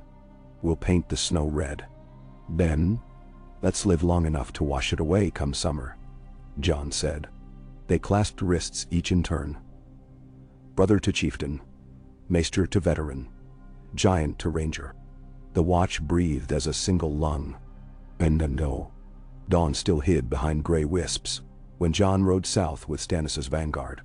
17 giants lumbered behind, each wrapped in mammoth hides, carrying siege timbers they'd stripped from abandoned keeps. Tormund led them, voice booming songs that shook falling snow from branches. Knights muttered prayers beneath breath. Some seemed uncertain whether the giants or the dead were more fearsome. Jon could not blame them. By midday, they reached Scurling Pass. 2 cragged ridges imprisoning a shallow gorge, the ground beneath coated in glassy ice from an ancient melt. Ahead, columns of mist curled where warm rock met frigid air. Stannis positioned archers along the southern ridge and cavalry upon a shelf wide enough for flanking charges. Jon's rangers strung dragon-glass-tipped arrows. Giants hammered sharpened stakes into the ice. Tormund annotated terrain with body metaphors. Like betting a bear, tight squeeze, but if she's willing you wrestle and hope to keep your manly bits. Snow thickened, reducing world to swirling white. Dusk settled prematurely. Jon paced the front rank, ghost silent at heel. Dawn rested easy in his palm. Hungry for truth of steel meeting unnatural frost. Stannis joined him, Lightbringer smoldering though its flame looked dim beside the sword of star metal. If we fall here, the wall stands alone, Jon said. If we fall here, the wall becomes a grave marker, Stannis answered. Yet beneath the flint lay respect. The sound rose long after nightfall. A distant crunch, like sea ice breaking under tide. It grew, rhythmic, accompanied by a low moan carried on the wind. Forms emerged through snow, pale shapes trudging, banners of frozen seaweed snapping. Anchors draped in barnacles held aloft like grisly standards. Dead mariners, eyes glazed blue, marched in ragged phalanxes. Behind them glided sleighs fashioned of keelboards drawn by moose skeletons. N.O.B.D.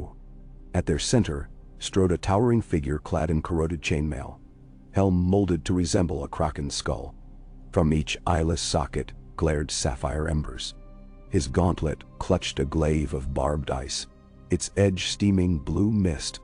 The drowned admiral, old sailor's nightmares spoken in taverns, now walking fleshless. Stannis signaled, and the first volley arced out, flaming arrows streaking crimson Dagden. They pierced rotten sails repurposed as shields, igniting patches of dead flesh. But the whites did not slow. Giants roared, slamming stakes into the packed ice between ranks. The front line splintered upon that living barricade, corpses skewered, writhing as frozen viscera tore free.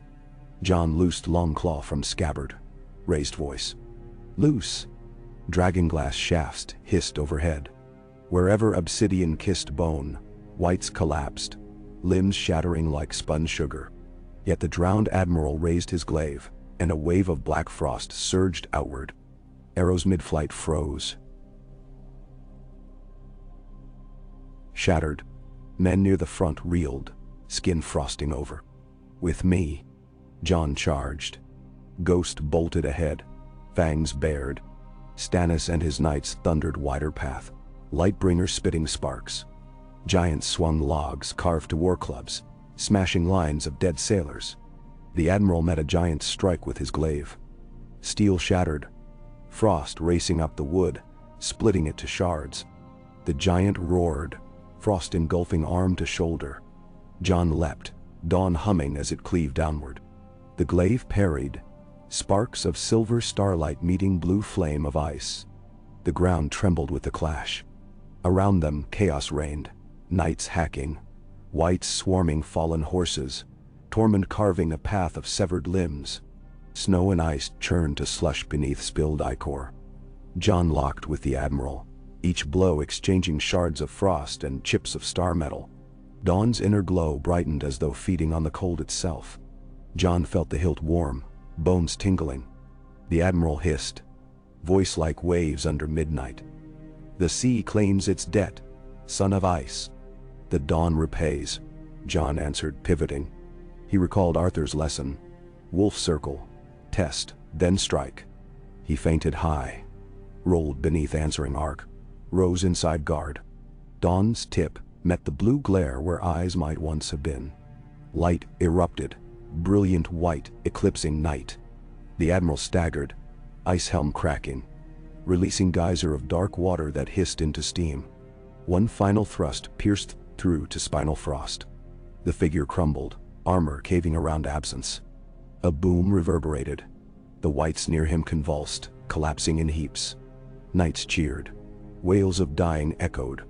But John saw new shapes forming within snow squalls. Skeletal Murgles with wings of icicles, descending from the cliff walls. They raked archers, scattering men. Stannis directed catapults. Stones loaded with wildfire burst mid-air, filling gorge with emerald flame. Feathered shards melted, but too many rained. "Fall back to Second Ridge," John shouted. The order rippled. Giants withdrew last, dragging wounded horses as shields. Atop the southern shelf, John rallied archers, Elizur Thorne's replacement, young Sergeant Todrick, manning a heavy ballista.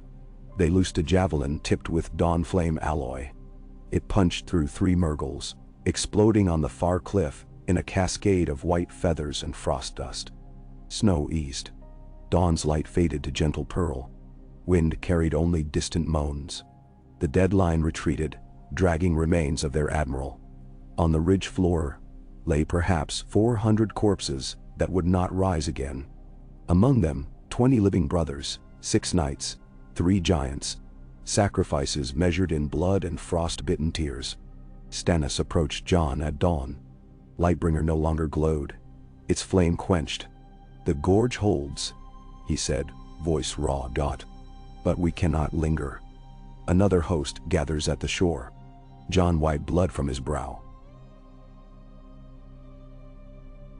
Some his, some not. We slowed them. That buys days for Castle Black to prepare. He glanced at a giant whose arm froze to elbow. Maesters might not save him. Your grace, the dead learn. Next time they will strike where we are weakest. Which is everywhere, Stannis muttered. Unless the realm unites. John looked south. He wondered if the kings and lords beyond these snows even believed in the foe he faced. And one.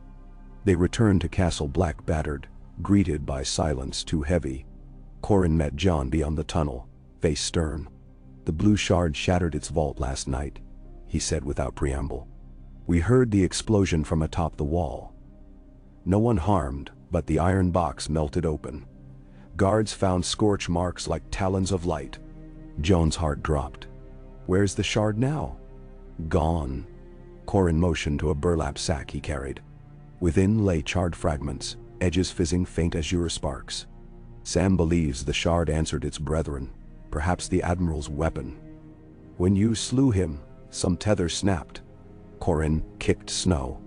"We'll sweep the rookery for hidden residue." John exhaled, grateful yet uneasy. If fragments remained volatile, what of larger shards still buried beneath seas of ice? Inside the mess hall,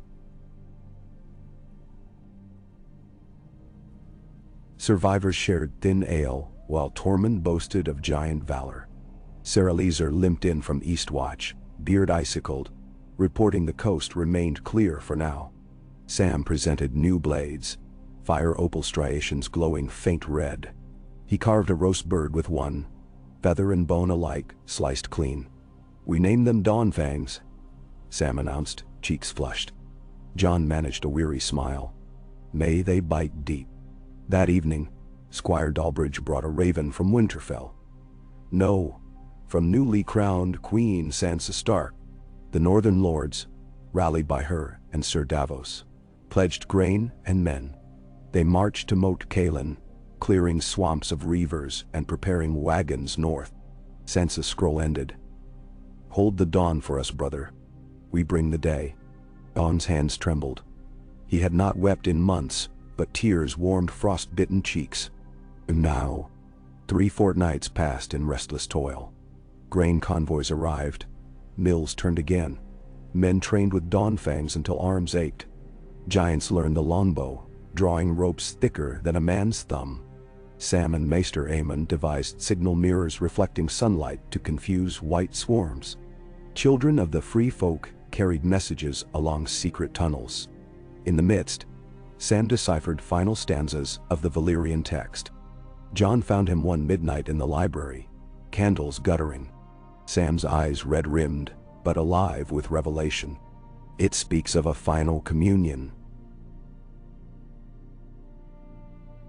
Sam whispered, "Star metal must be tempered in the lifeblood of one who has known death and returned.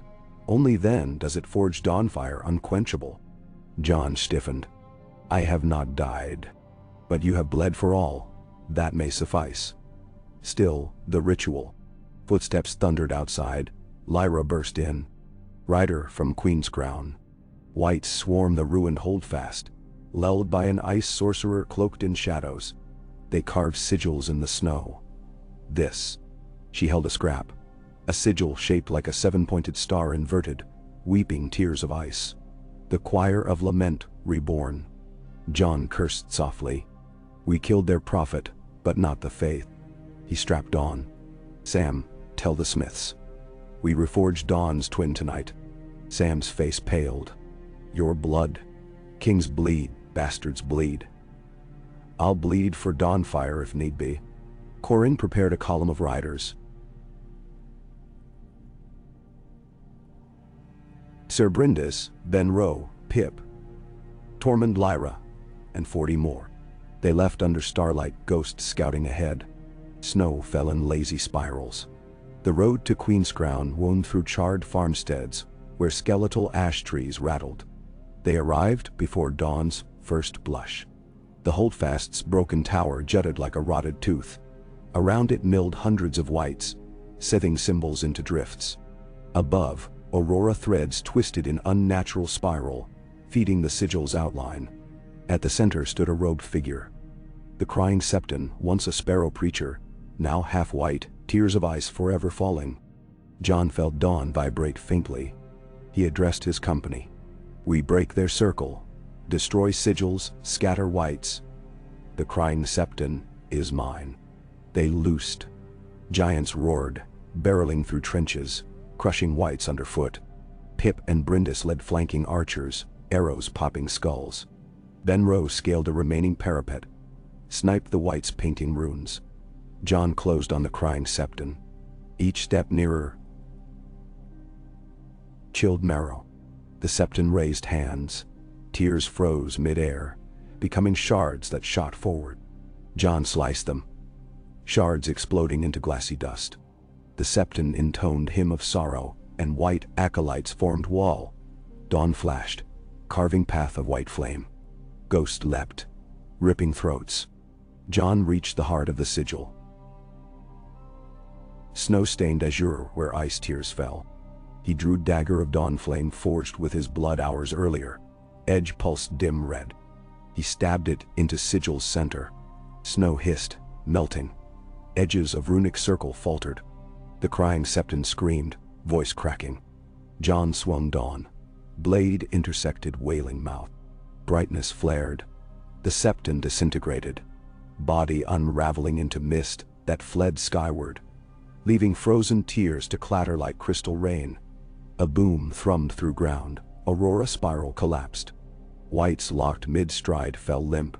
Silence wore heavy crown. Lyra trod heavy snow, breath fogging. Circles broken. John wiped sweat. It steamed off as though chased by unseen sun. He glanced at awakening horizon. First true sunrise in weeks. Gold sliver igniting ice to diamonds. He looked to dawn, its surface bathing in that light, and saw within faint image Arthur Dayne smiling, hand resting upon his shoulder. "And?" When they returned, winter itself seemed to exhale. Snowstorms lessened. Temperatures rose above freezing by midday. Ravens from Old Town declared first buds blooming in the reach. John convened council of allied forces.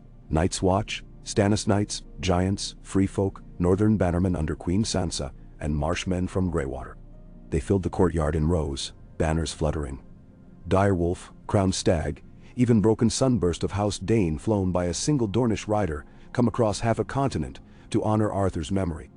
John stood upon the Lord Commander's parapet. Dawn planted before him. Winter's spine fractures, but danger remains. The sea still births drowned legions. The far north hides frozen emperors yet unbound. We will not wait in fear. We march beyond the wall, not as conquerors, but as gardeners. We burn tainted groves, heal roots, and sow seeds of spring. And now, cheers echoed across ice. Tormund lifted a horn of goat milk. Sir Eliezer raised Dawnfang. Giants thumped chests.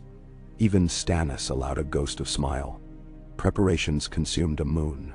Wagons stocked with grain and obsidian rumbled through the gates. Rangers trained new recruits in forest craft. Giants felled deadwood for pyres.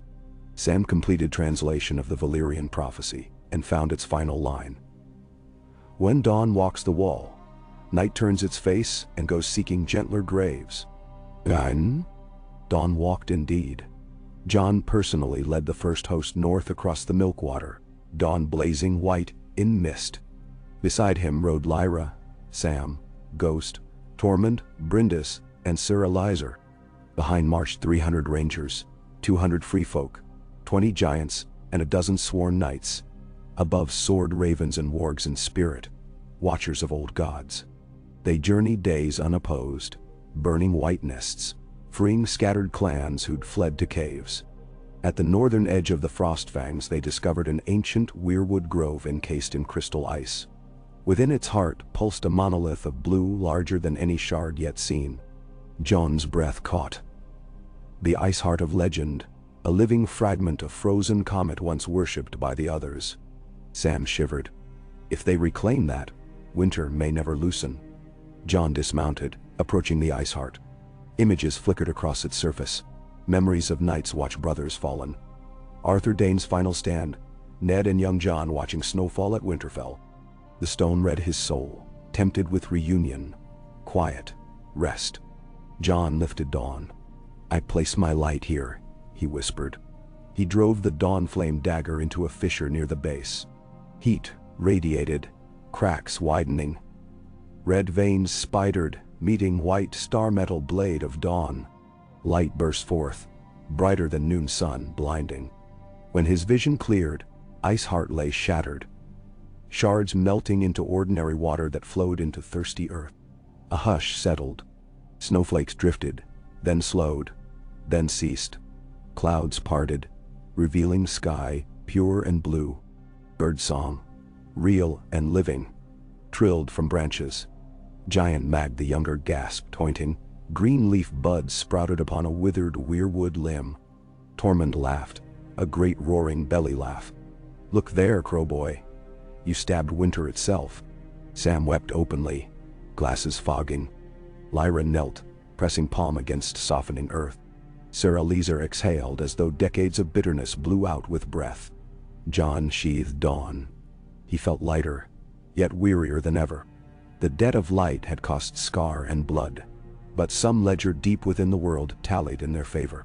He gazed toward the distant horizon where mountains met sky. Dawn's reflection lingered in his eyes. We aren't finished, he murmured, but we have begun. Now when? Months passed. Snow receded like a beaten army. Rivers burst their icy shackles, carving channels through the gift.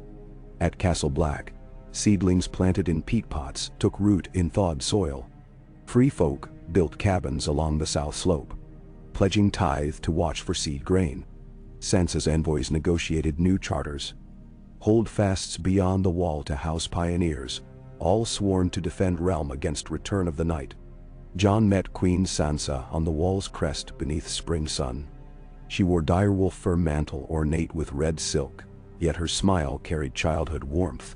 They spoke little. Words cheapened the moment. She pressed a parchment into his hand. Royal decree naming the Night's Watch custodians, not merely of realm's defense, but of realm's renewal. Land grants, trade rights, pardons. Jon accepted with quiet gratitude. That evening, feast fires blazed in the yard. Giants roasted mammoth haunch alongside northern eels, Dornish peppers, and free folk stews. Music rose, drum beats, reed flutes, giants chanting deep harmonies. Jon sat with Sam, Stannis, Tormund, Sansa, Lyra, Sir Eliezer. Ghost slept at his feet, belly rounded from spoils. Stannis poured sour red wine. I never liked celebrations, he grumbled. Yet he raised cup to Jon. To the sword that cut Winter's heart. Jon touched cup to his. To every blade that followed. Sam coughed politely. We must return skulls to Winterfell crypts. Then perhaps the dead will finally rest. Menemash. Sansa squeezed Jon's arm. Her eyes shone. Father would be proud. Jon stared into fire where fat dripped, sparks swirling upward like tiny stars. Father once told me a man might be worth his sword's weight in honor if he kept his vows. I broke some vows, kept others, forged new ones. Perhaps worth is measured by the dawn we leave for those after. Lyra elbowed him. Enough philosophy. Dance crawl. Giants thumped logs. Free folk whirled. Knights awkwardly stomped. Jon allowed himself a laugh, even if brief. The ice in his chest had melted, leaving room for warmth. Uncertain, but alive.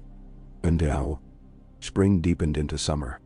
The wall remained, though cracks spidered where ice had thinned.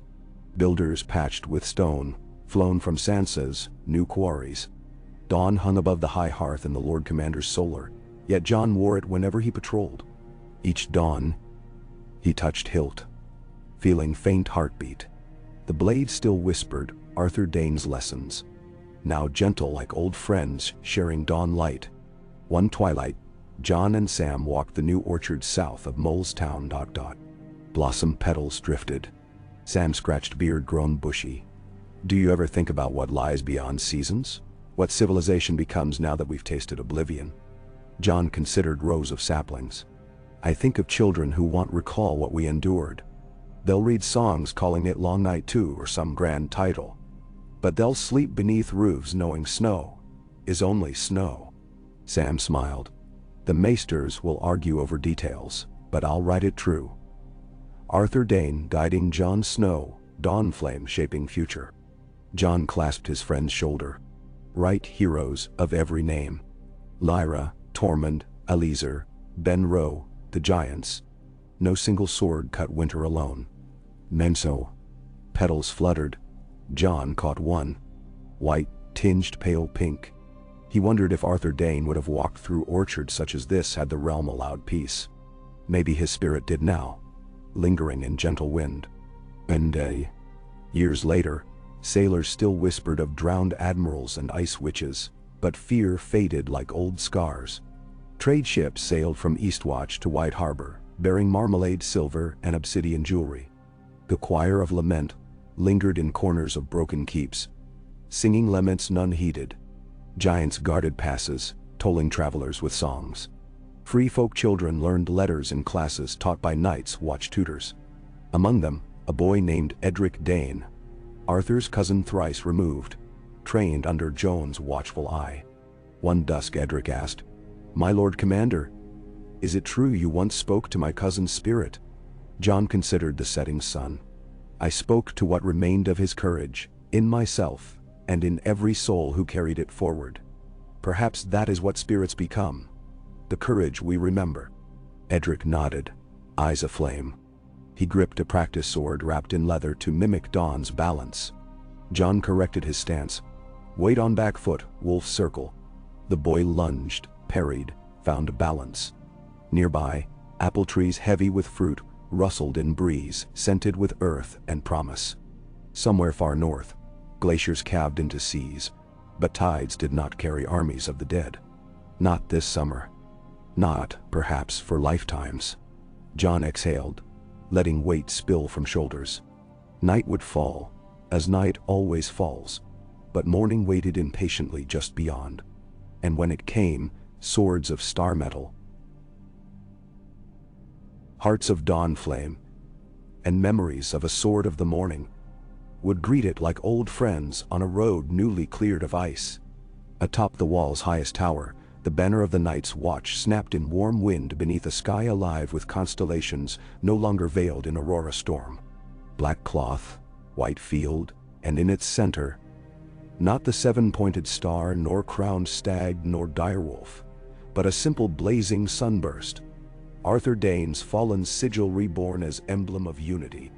Below, forges rang. Children laughed, and the world turned quietly toward a horizon painted not in frost, but in the gentle hues of endless dawn. Ya, ka, pgsql. Summer ripened the gift in hues this far north had not seen for generations. Fields once crusted under hoarfrost now rolled with barley the color of pale lion's mane. Meadows burst with purple fireweed and shy bluebells, and the shy bluebells drew buzzing honeyflies whose hum rose over the rebuilding of men. Sunrise spilled over the wall, each dawn like molten gold, glazing the ice in opalescent streaks that dazzled even veterans who had lived atop those ramparts a dozen winters. The realm had begun to believe in mornings again, even those who swore night's vigil. Jon Snow woke most days before the first saffron edge rimmed the world, yet he could not tell whether duty or hope roused him. Dawn remained sheathed across a peg near his cot, but its presence filled the solar like another heart beating in the walls. Sometimes he thought he heard a low chime inside the scabbard, as if the star-forged blade rang to the pulse of the coming day. Ghost, old scars silvering his once white coat, rose at the faintest rustle and padded to the window slit. The dire wolf's muzzle wrinkled, inhaling scents unfamiliar. Warm wet earth, green shoots, and the musky sweetness of flowering alder. Ghost sneezed, offended by novelty, then glanced back at Jon with eyes that still held winter's memory. Jon ruffled the thick fur between the wolf's ears and donned his lighter gambeson. A strange feeling, leaving the bare fur cloak folded. After so many months crossing drifts waist-high, the freedom of a single linen shirt felt illicit. He descended the spiral stairs, boots echoing in chambers once hoarse with the cough of death. Now laughter bounced through corridors. In the armory, a free-folk girl, a child of 8 named Ember, whose curls were the color of chestnuts roasting, sat upon a stool, knitting fingerless gloves for the smiths. Her mother had fallen to the choir's whites. Ember had cried soundlessly at the pyre, then asked where she could help keep others warm. Jon stopped long enough to praise her even tight stitches. He thought of Arya in Winterfell's yard, skinny knees dusty, face set with fierce purpose as she tried to thread a needle. Outside, the yard churned with training. Instead of the single ragged line of recruits Jon had once joined, 3 orderly companies moved in staggered drills. Sarah Leeser Thorne barked cadence, but gone was the acid bitterness. He wielded sarcasm now like a blacksmith uses the quench. Sharp shock, then tempering. Beside him towered Mag the Younger, who had learned just enough of the common tongue to correct footwork. No, small foot back, big foot ground. Whenever a recruit stumbled, Mag's rumbling laugh rolled. Not cruel but contagious. Jon joined the practice circle where Edric Dayne ducked and feinted with his blunted training sword. The boy's blonde hair clung in damp ringlets. Sweat shone on his brow. Opposite him moved Nyra, a maid from the rills who had taken the black when her farm drowned under spring flood. Her spear traced arcs so fluid it seemed water followed her command. They circled, wary. Jon watched until Edric ventured a lunge too eager. Nyra pivoted, hooked the spear's ash shaft behind his knee, and toppled him in the dust. Edric lay winded, blinking up at morning sky. Jon offered a gloved hand. "Lesson. Patience," Edric gasped. "And trust the ground," Nyra added, flashing a grin before trotting to fetch canteens. Jon helped the boy up. "You improved your guard. Remember the wolf's circle." He guided Edric's stance, adjusting weight until the lad nodded. That motion, teacher exhaling into student, sent a chord of memory vibrating. Arthur Dayne realigning Jon's shoulders in the old yard. Quiet words shaping destiny. A horn blast cut through clamor. Single, but stretched on a rise, the note for council assembly. Jon strode toward the shield hall accompanied by Ghost who loped at his side. Within, rows of new benches flanked a maple table scarred by countless daggers. The company included Samwell Tarly with ink stains on cuffs, Queen Sansa in riding leathers dusted with travel, Tormund Giantsbane smelling of pine and mead, Maester Aemon, thinner but bright with curiosity, Sir Bryndis Tarth, armor polished mirror bright, and beside her a young woman of court wearing robes linen thin despite the chill. Ziha the Fire, a voy of the Red Temple come to study Dawnflame. Sam cleared his throat, parchment trembling. Ravens from Eastwatch.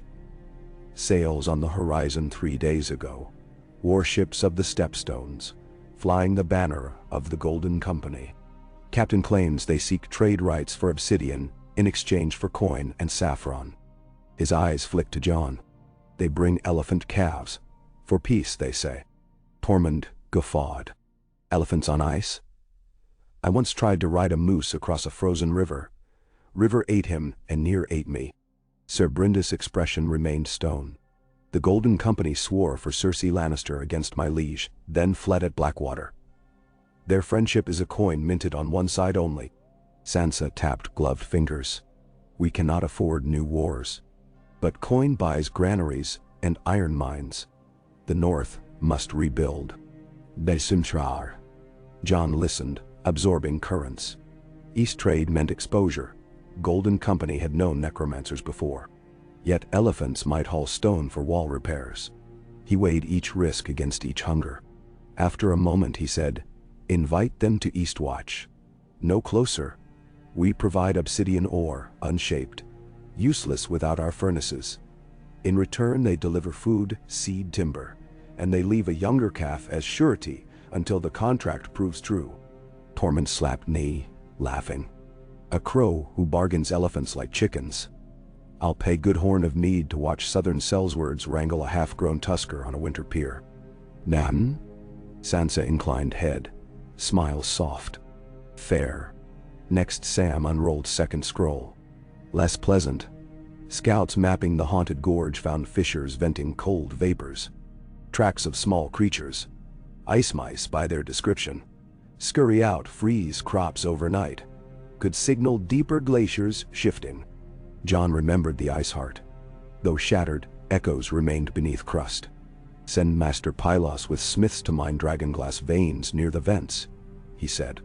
"Seal fissures with obsidian slag and pitch. If cold rises, we answer with fire." Ziha bowed slightly, bangles chiming. "The Lord of Light blesses such union of flame and stone. My temple offers ruby sand. Melts hotter than forged steel. Good for ward seals." John accepted. Alliances woven not only with blades, but with embers. The meeting dissolved. Sansa lingered, drifting to the high window that framed the valley now alive in jade and gold.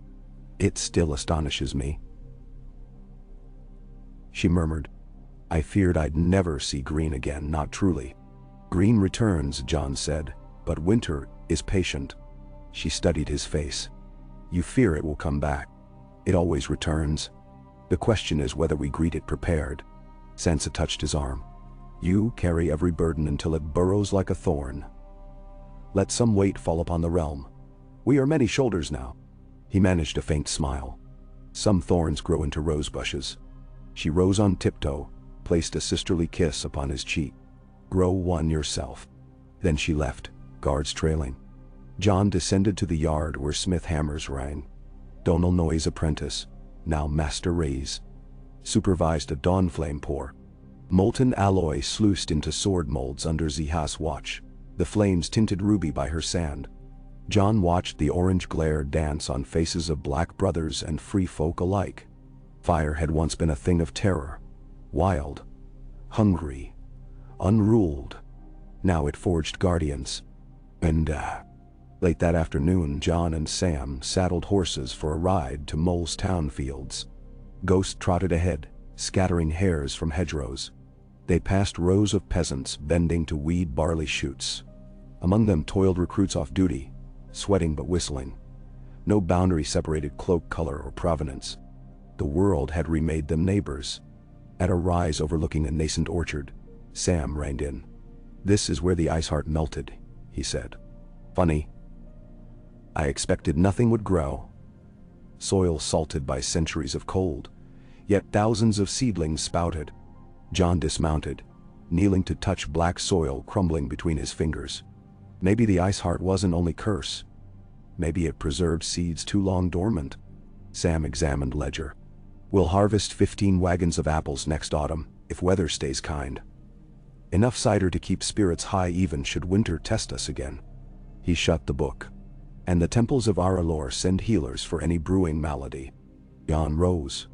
After the harvest, we'll need new storehouses. Brick, not timber.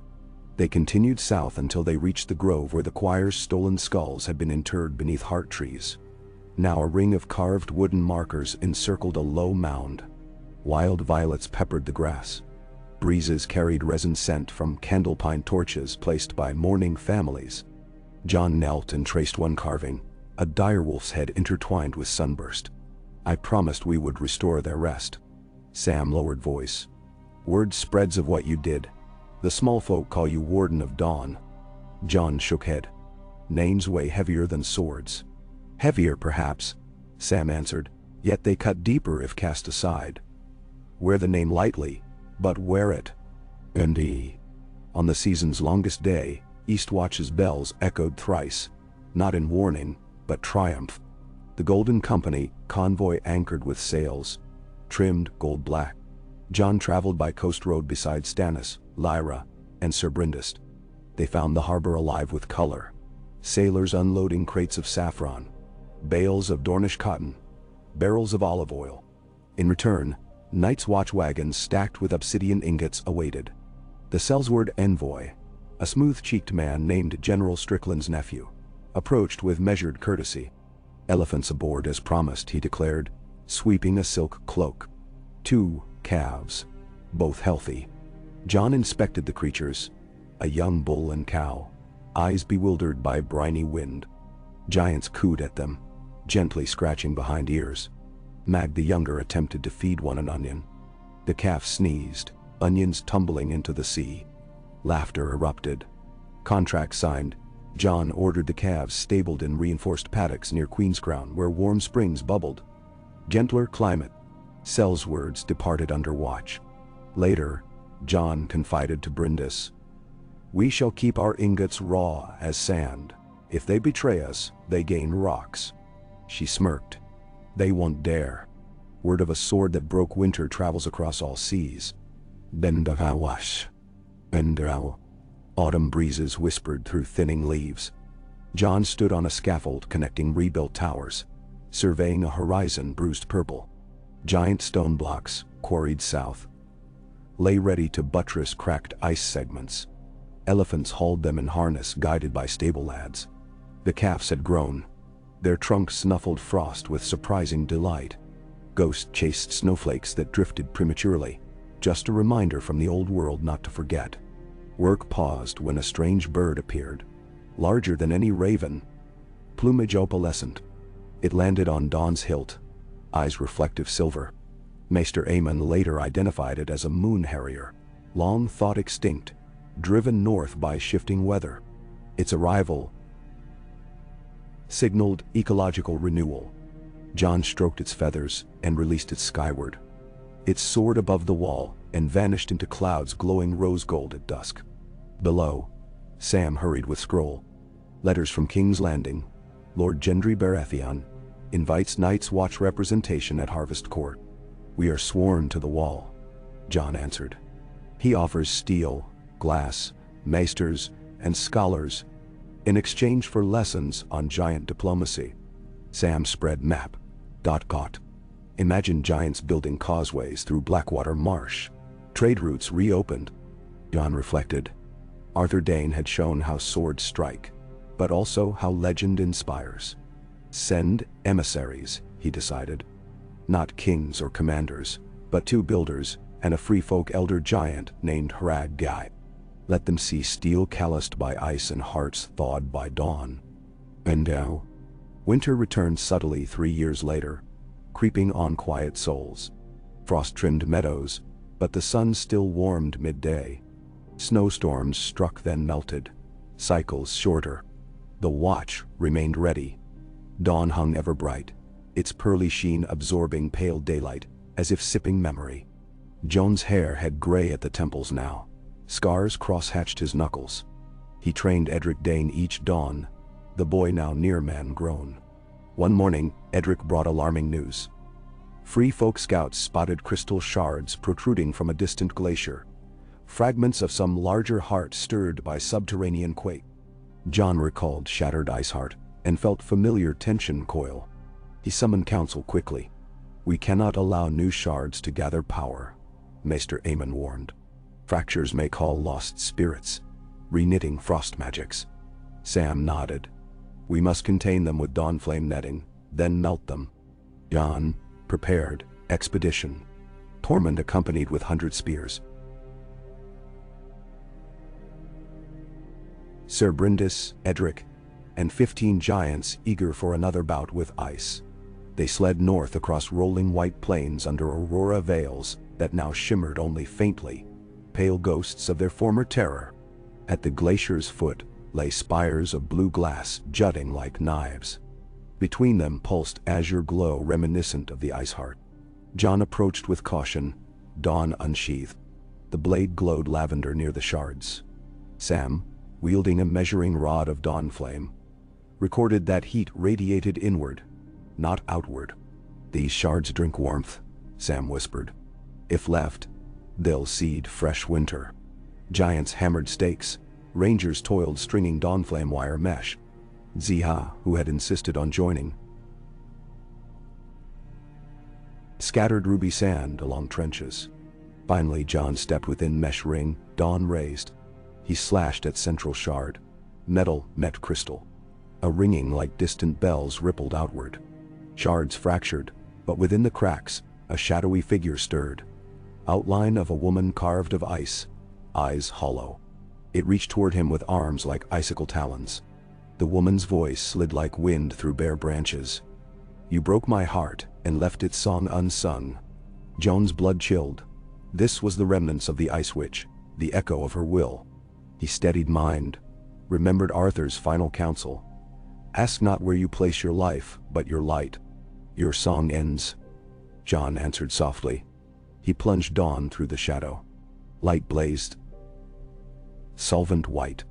The figure unraveled into mist that rose and scattered on wind. Shards collapsed into slush, water soaking mesh trenches where ruby sand hissed and turned to harmless steam. Giants cheered. Rangers exhaled relief. They returned to Castle Black with barrels of melted shard water, now rendered ordinary. Queen Sansa's decree soon labeled the event the final thaw. Scholars proclaimed winter's old magics undone. Yet Jon insisted watchfulness. As long as shadows breathe, night has breath.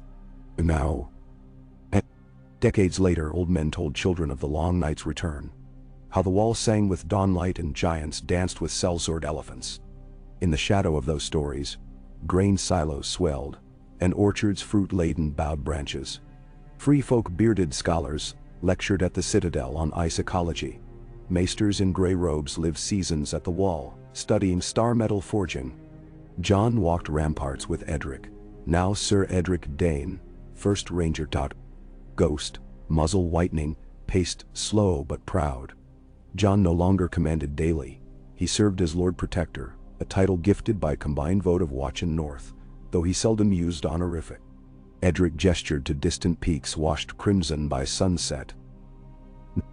Do you think we broke the cycle?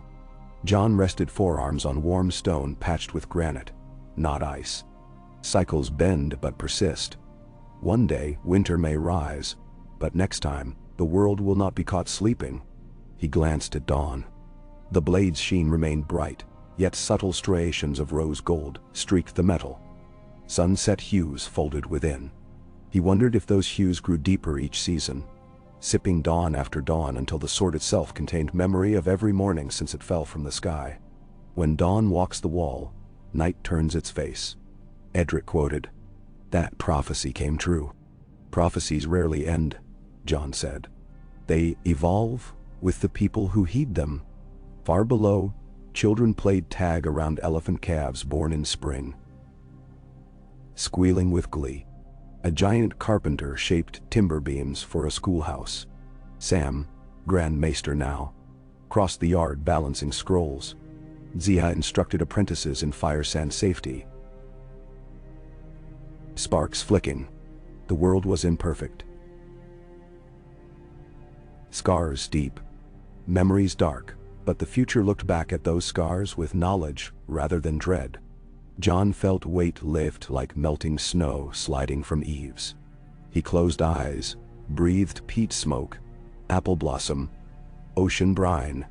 At his side dawn chimed, faint music of polished crystal. John opened eyes and smiled, hearing not only Arthur Dayne's echo, but a chorus layered from every voice. Mag, Lyra, Brindis, Alizar, Tormund, Sansa, Sam, and nameless watchmen who fell in frost. Their song merged with gull calls, children's laughter, and forge hammers in a harmony wider than winter or dawn. Night gathers, John whispered, not out of fear but tradition treasured. And now my watch begins. Edric echoed the oath softly, as had millions before, and would again.